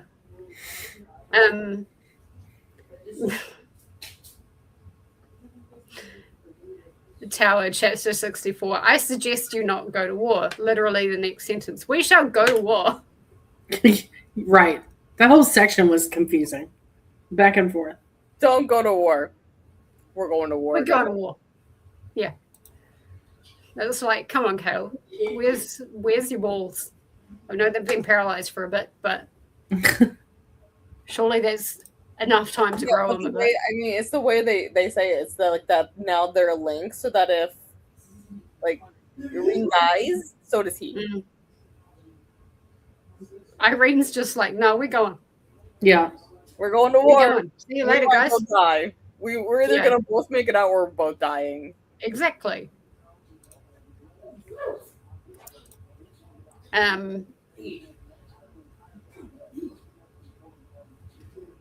That epilogue though in Tower was pretty cool. Yeah, I did like that. Yeah. Like I almost felt claustrophobic reading that. I really like the tie back to Empire with it. Yeah. I feel like if you were to read these separately, it makes sense. Yeah. Yeah. It'd be like a way to be like, oh yeah, Empire happened. Oh yeah, by the way, that whole thing, yeah, that happened. Yeah. They happened 700 pages ago. Yeah. Yeah, I'm glad she did that too. Yeah.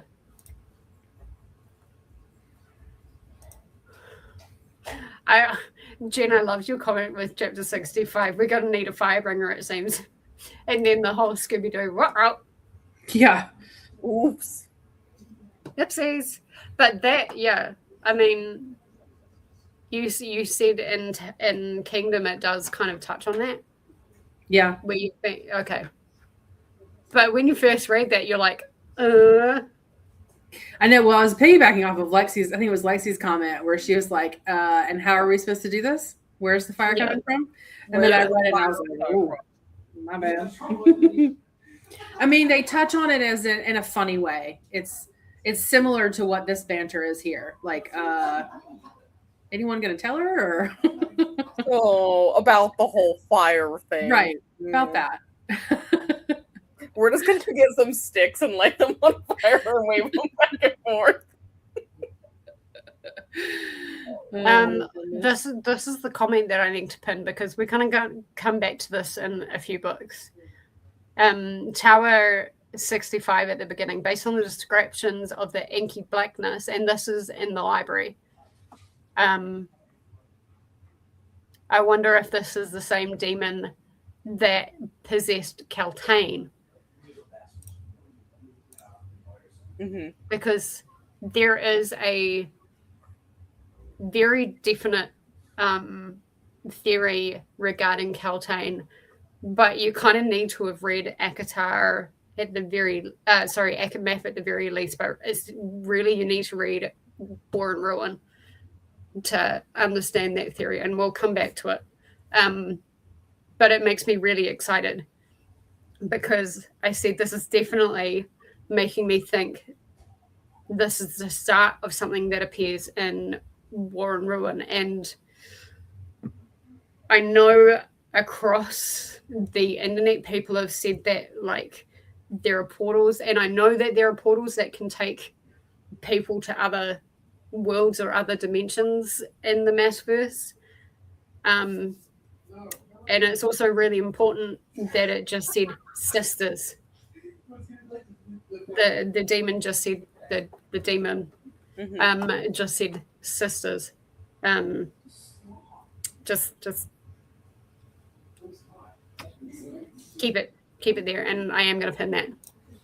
Well, speaking of portals and shadows, like I didn't really get a good grasp on what was trapped in Kale's spine. Yeah, no, neither did I. Okay. Because I was like, I mean, I get that it was like, it was just like energy, like demonic energy. I don't. But like, he was never possessed, right? So yeah, like it made it sound like it was a remnant of one of the Volk. Yeah, but he was never possessed. Was he? No, he wasn't. No, it's like something like latched out and like grabbed onto him and like settled in his spine. But yeah, no, he was fine. Because then it ended up pulling Irene and him into this like purgatory. I'm wondering, like now that Lexi, you say latched onto him, Mm-hmm. that whole thing at the end of Queen of Shadows with the king was very, very, very, very violent with what he did to Kale. Yeah. And so I'm wondering if like that's how, if that is in fact what happened, if it did latch on during that. I think that I remember them saying that in the very beginning, that it was in that scuffle, if you will, that happened. But I wasn't sure if it was like a baby Vogue or just that just wasn't strong enough to overtake him, or if it was, like you said, like remnants of, like of whatever overtook the pieces or whatever. But it didn't. That part felt very confusing to me because it had the same energy without the complete takeover. Yeah. Yeah, it was a bit weird. Or maybe it's like a lesser one, like a lesser human. But then he would still have to have a band of some sort. Oh yeah, wouldn't he? Because I think a ring helps control the lesser ones, and it's the collars that control the princes. Yeah. Then maybe it was similar, like a lesser version, but the ring or the collar is what gives them their energy. Maybe. Yeah. Me just making a joke. Me about to make a joke saying it's his hair tie.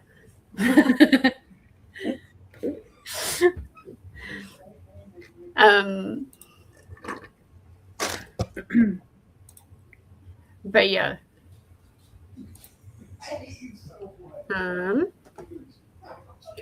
This is where we're all joking about Aegon and Lysandra and imagination. Imagination. Imagine hard enough, she can do fire. Yep. Oh goodness. Just turn and look the other way, okay?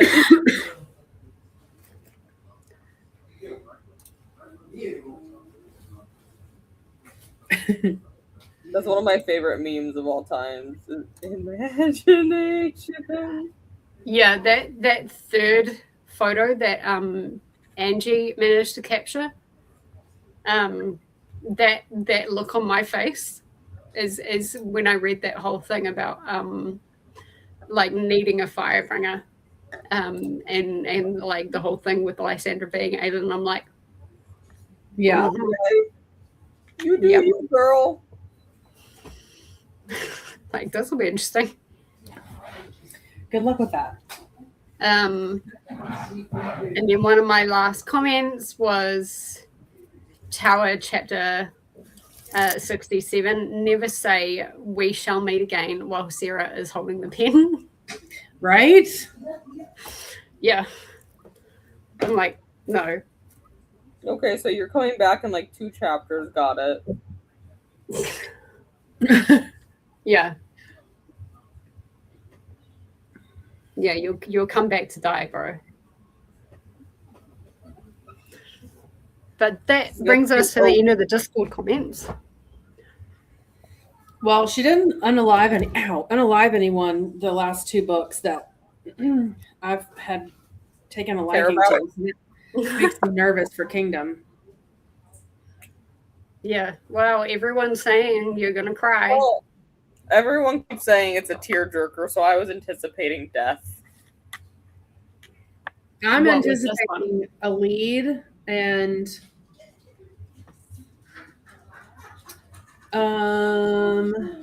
okay, so let's get into predictions. I have a big prediction. Okay. I think Aelin is gonna die. No way. Do you know that to be true? No, it's a prediction. Jessi, I don't know it to be true. Do that? I'm gonna vote against it because that is the whole reason I hated Allegiant. the last Divergent book is because they fucking killed off the main character. I think just because of the way that Aelin has planned everything and the fact that it's such a tearjerker, like, I can't think of any other character, maybe Rowan, but I can't think of any other character that would cause so many people to, like, sob in a book than if Sarah went and was like, Aelin, and she can actually go back and say, well, Aelin did plan for it. She can go back and say Aelin did what? Plan for it. Because Aelin put everything in place. Yeah. True. No, you're right. Unless they, I read this one book. I won't say the name of it so I don't spoil the book for anyone, but I read this book. First of all, my mistake was that I listened to it on fucking audio. Great audio for the book. But I was driving and they fucking killed the MMC and I fucking lost it while I was driving. And then the next day, I pick it up and I'm listening to it again on my way to work because at this time I was like driving like 40 miles one way to work and back. Guess what, guys? He came back. He was healed. He didn't die. He did a kale. He did a kale, right? And I was like, I fucking lost it because it was like halfway through the book. That whole resurrection thing with Kale was a bit like redundant. I was thinking it's kind of made me laugh. I was like, oh boy. Fucking. I mean, the only other thing that usually gets people in their feels about books like this is when the dragons die. No. Oh my God. What if it's... That will get me in the feels. That will get me in the feels. Or if Sam is not really dead, people would cry about that, I think. Or at least I would. Reckon? No, but I would be so happy. Okay, but speaking of animals, where is Fleetfoot during all of this? Okay. Great question. No, you're okay. No, I need to know where the dog is. It's okay. Why is like the weird? dog not with them? Why did they make the dog? Isn't Fleetfoot with Lysandra's or Nezrin's family? Yeah. Whoever the pie maker is. With the little girl. Still, why did we make the dog a character and then not have the dog in the book? I hate being in front of y'all. That's what I care about. Where's the dog? It's okay. If I'm trying to deny the fact that possibly Abraxas may die, but it's a possibility. But the only other thing I reckon would be such a tearjerker is if Rowan ends up saving Aelin only to self-sacrifice himself. He would do that too. He would do that. He would do that. I feel like that's a logical kind of path that he would go down.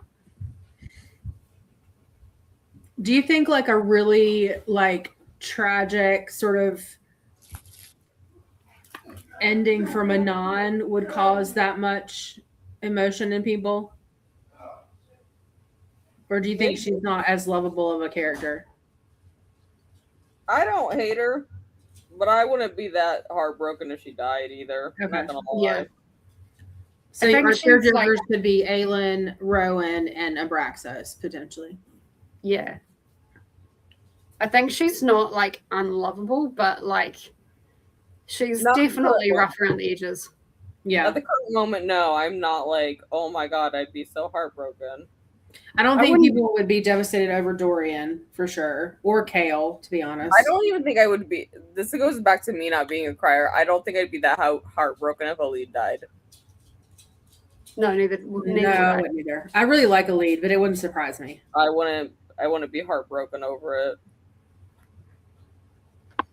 I'd be like, I oh, haven't even really like grown that attached. I mean, I know like her family like was a big thing with Aelin's family, Yeah. but I haven't actually really grown any attachment to a lead. Yeah, no, I agree. I mean, I like her, but if I'm thinking globally, like outside of myself, I think you're right. Aelin, Rowan, or Abraxas. I Yeah. really hope it's not Aelin. I mean, I think I would be mad. Watch, everyone's gonna cry during this, and Jessi and I are gonna be like, okay. Something will probably happen. You'll just see a grin on my face, going like, "Yep, she went there."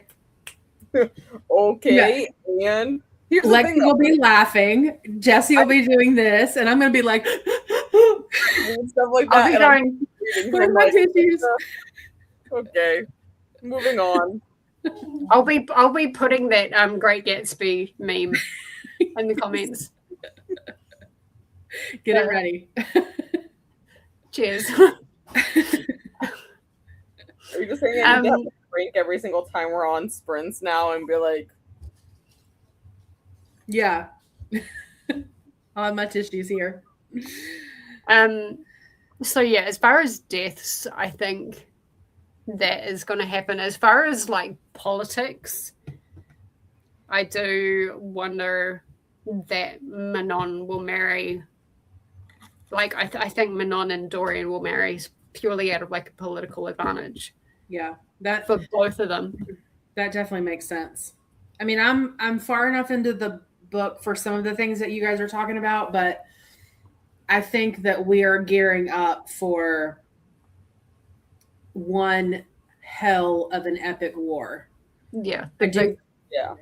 And they're just from, I think, again, like I'm on page 70 something, but in really just the last, well, today's chapters, honestly, I'm like, okay, we are getting ready for World War III here.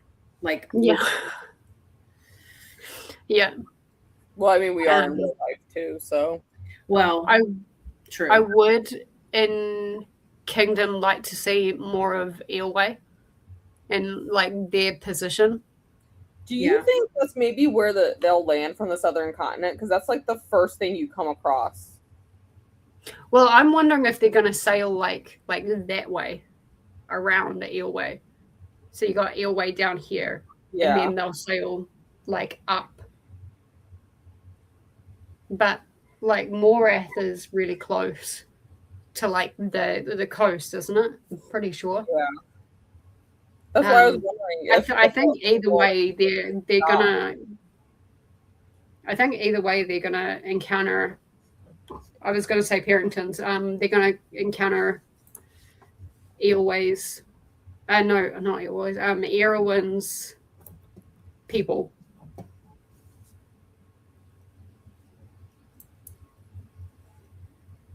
That was a random change in. Well, I was trying to see if I could see it on the background, but I can't.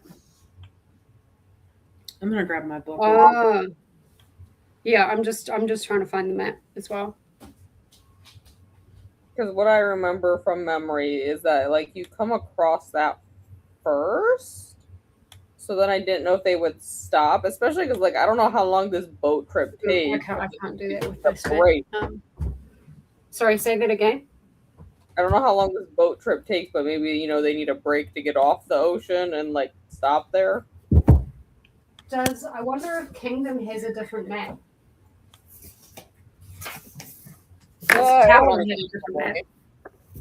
So I wonder if Kingdom has an extended map. Dude, how do you even hold this book? So Kingdom does have a full map. Like around it is all the oceans. Okay, I see what you mean. That's I'm pretty sure what is in all of them. Oh, my bad. Yeah, that looks what it looks like in all of them. But what I'm wondering is they'll because the southern continent is kind of southeast down in the Narrow Sea. Well, so that Morath is kind of more inland. I mean, there's like a river, but it's more inland. Morath is a lot more inland than I thought. So I'm wondering if they kind of interesting. sail kind of where the Dead Islands are, and they go up to Terracin from there. Maybe. Because Again, like, I don't know how I'm supposed to hold this book to read it without like snapping the spine. yeah. When Okay, so pay attention to the first probably 10 pages. Okay. Okay. Can do. Because that's a okay. I hadn't paid it. I might have to restart this.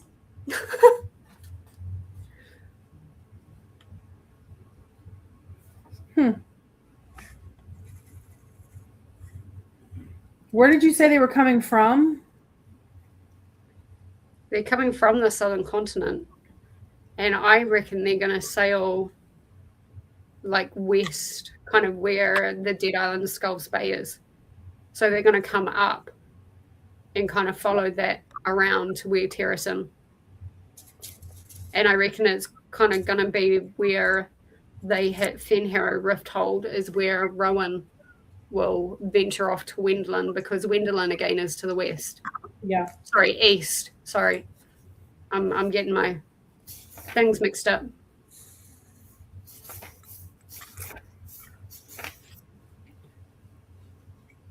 But I just want to have a look at one of these other maps, because I'm noticing,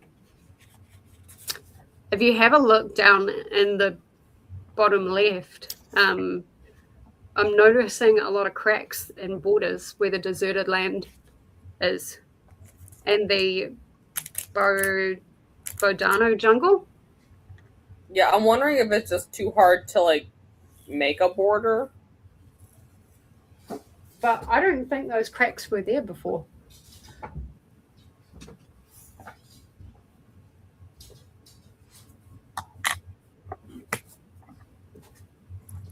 Where the heck is my Crown of Midnight book? Okay, not even the first 10 pages. This is the first 2. It pretty much lays it out. Okay. Well, that's good. Yeah, it's pretty clear too. So. Oh no, they did have the cracks. Okay, that's fine. Never mind. It's just me being a bit more hyper-focused, I guess. So yeah, there's no change to the map in Kingdom. Oh, I'm excited. So the other thing that I was gonna is Aelin on all the other covers? I mean, I have this edition of the covers. Right. So do I. She's not in Tower. Okay, never mind then. She's not in Empire. But there is a ship. Aelin is not on any of the covers. Not on yours? No. Are you talking about like the original edition covers? Well, I was asking because she's not on Kingdom of Ash, and I was going to say that might be a pre-tell to Jessi's. Hang on. Original covers.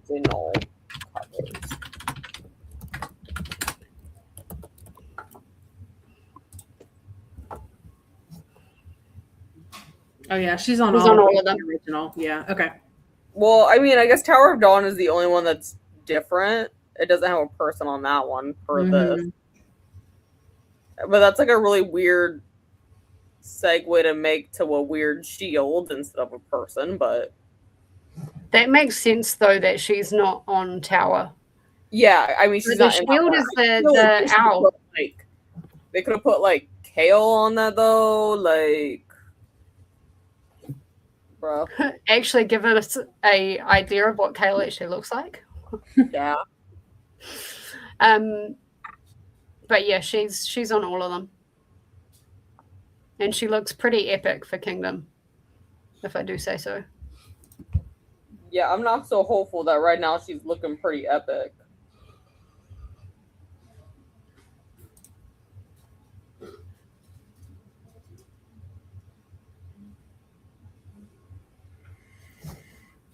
Very cool.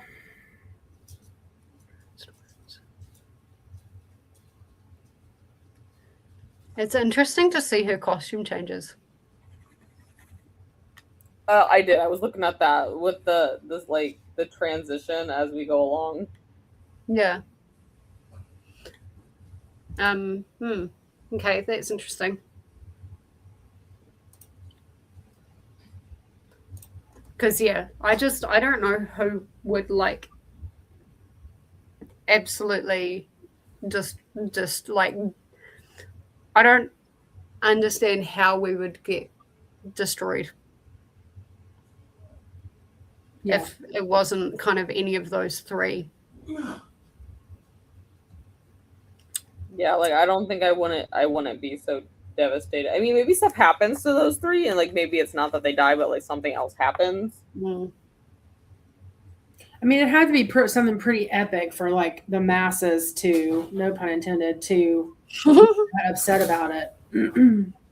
Don't lie, that was totally intended. That was fantastic.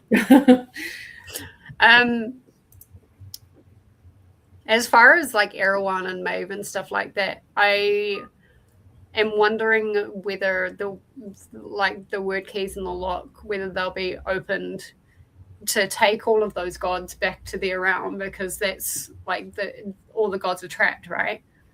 Yeah.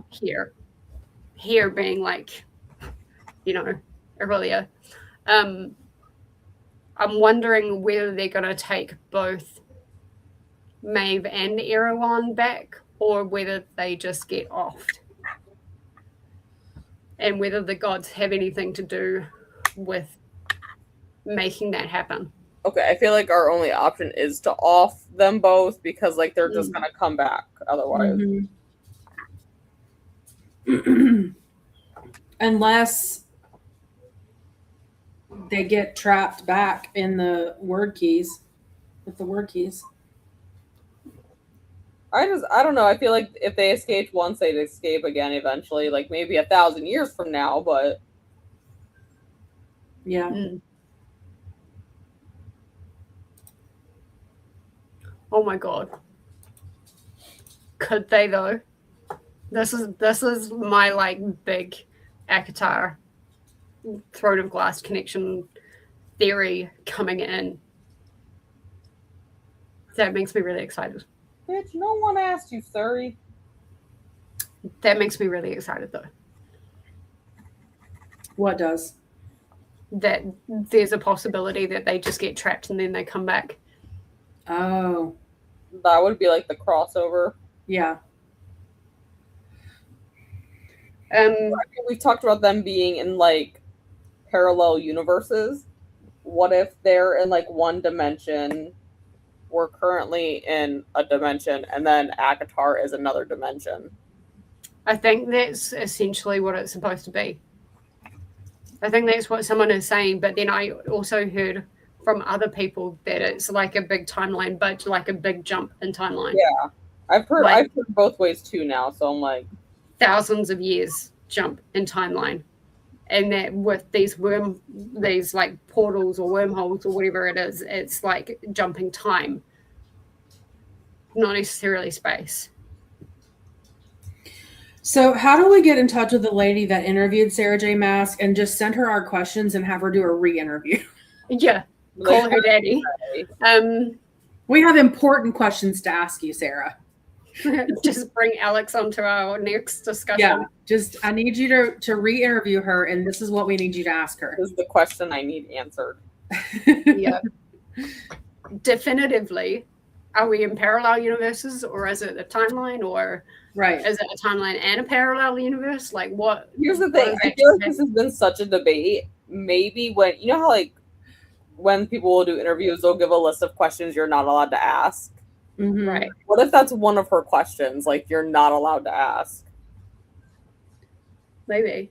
Because I feel like it's been such a debate that, like, it maybe would have been like an interview question that she would have asked, but maybe it's on a do not ask list.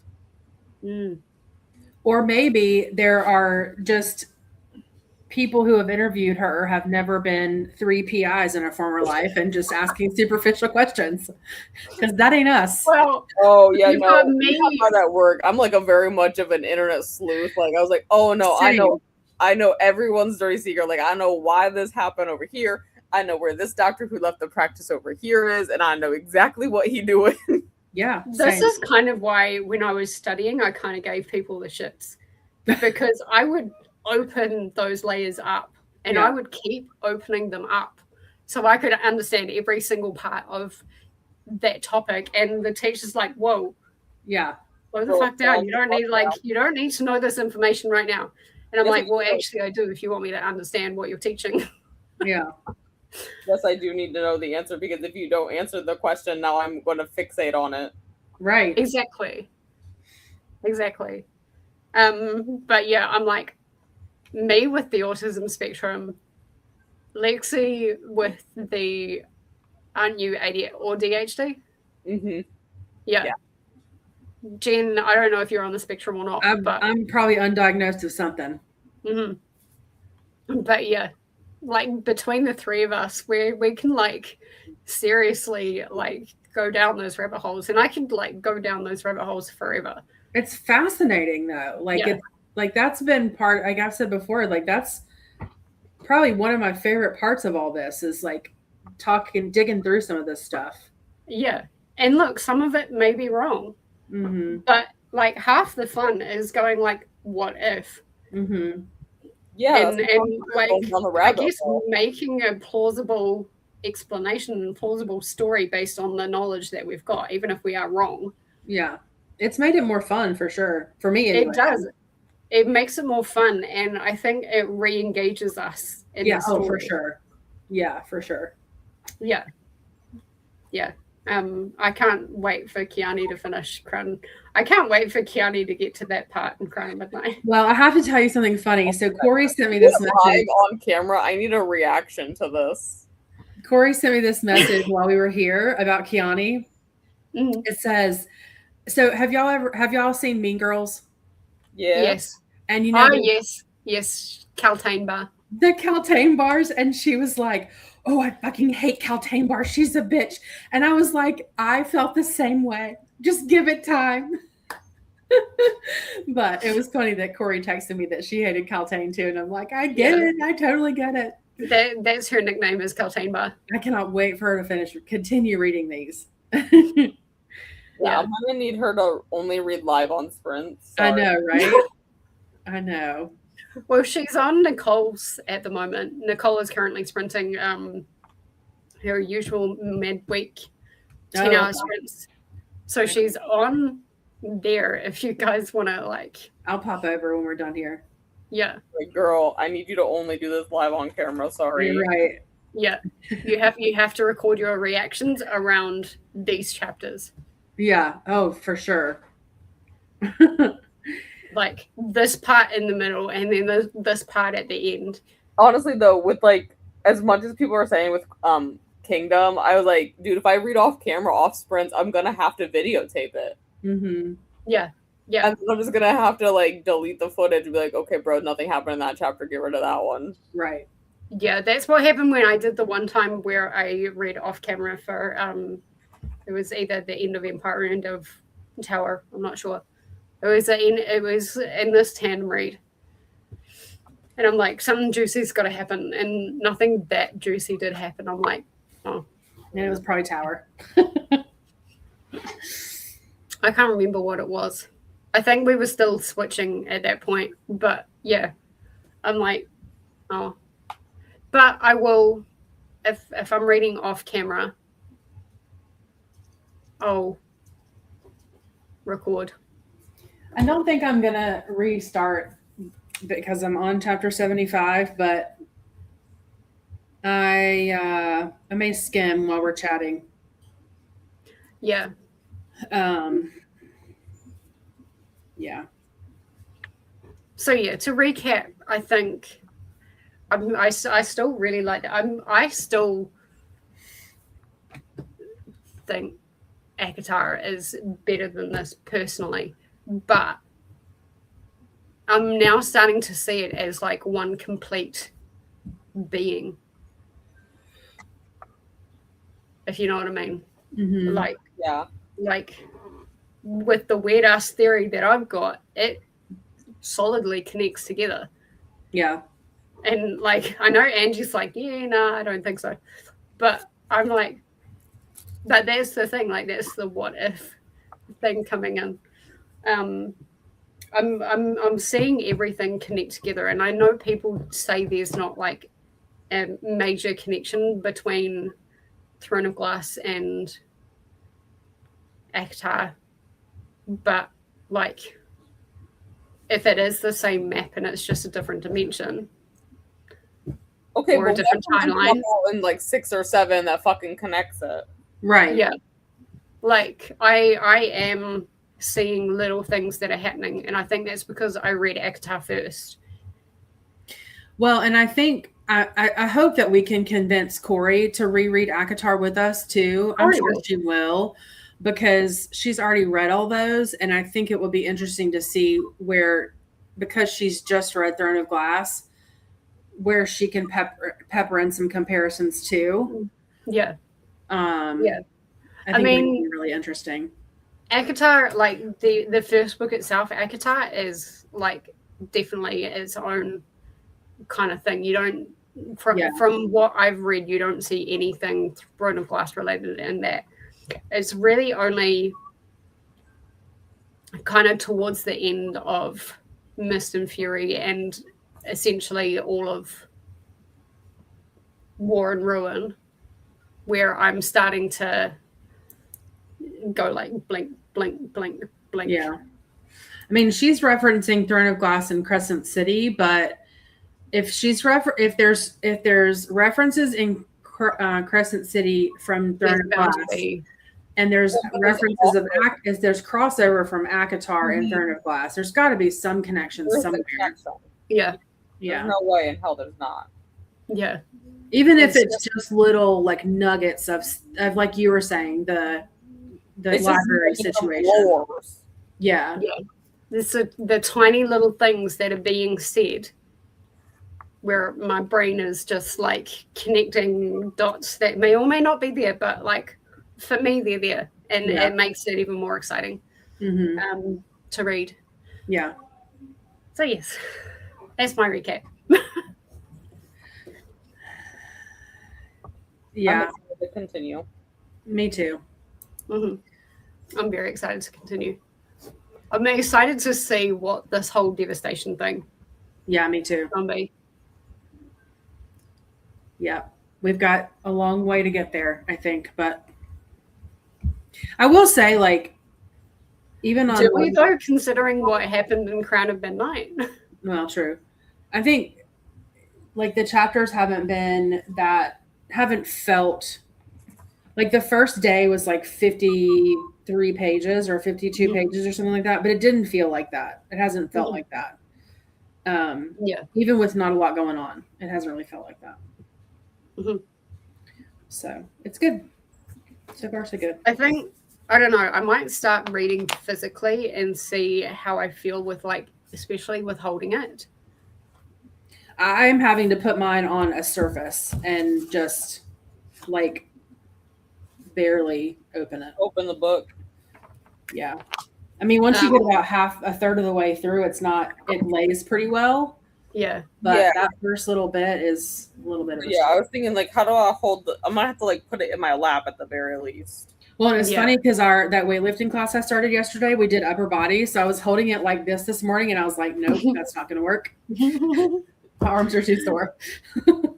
I might get my my sticky tabs out, and I might like tab this physically again, and maybe I might hold some of the information a bit better, because with Tower most of it just went like that, and with Empire it was such a clusterfuck of like pacing and people that I remember Empire a lot more than I remember Tower, but like it's still, I also think the amount we read. Well, we talked a lot more about Empire tonight too, but there wasn't a ton going on in Tower. No, there wasn't. I mean, the big thing was this shadow being in Kale's spine, and then like all the action was in Empire. Yeah. But All it was right. still a pretty complex, robust discussion. So Yeah. I'll Well, take we still made it to 4 hours. yeah. It's impressive. I think though with the last discussion we were at like almost 5 hours. Yeah, because we took that break too in the middle. Well, and also that half an hour like deep dive down the map. True. into like me trying to figure out like the points in the map where it could be the same. Yeah. That was my fault. No, that was great though. Like I still This is think the about that. autism fixation. We're like, but look at the map right. For a while there, everyone got really quiet and I'm like, do I just like stop fixating on this map and we can move on? No, because we were all like If you turn it, Yeah. degrees. just like a few degrees that way or that way.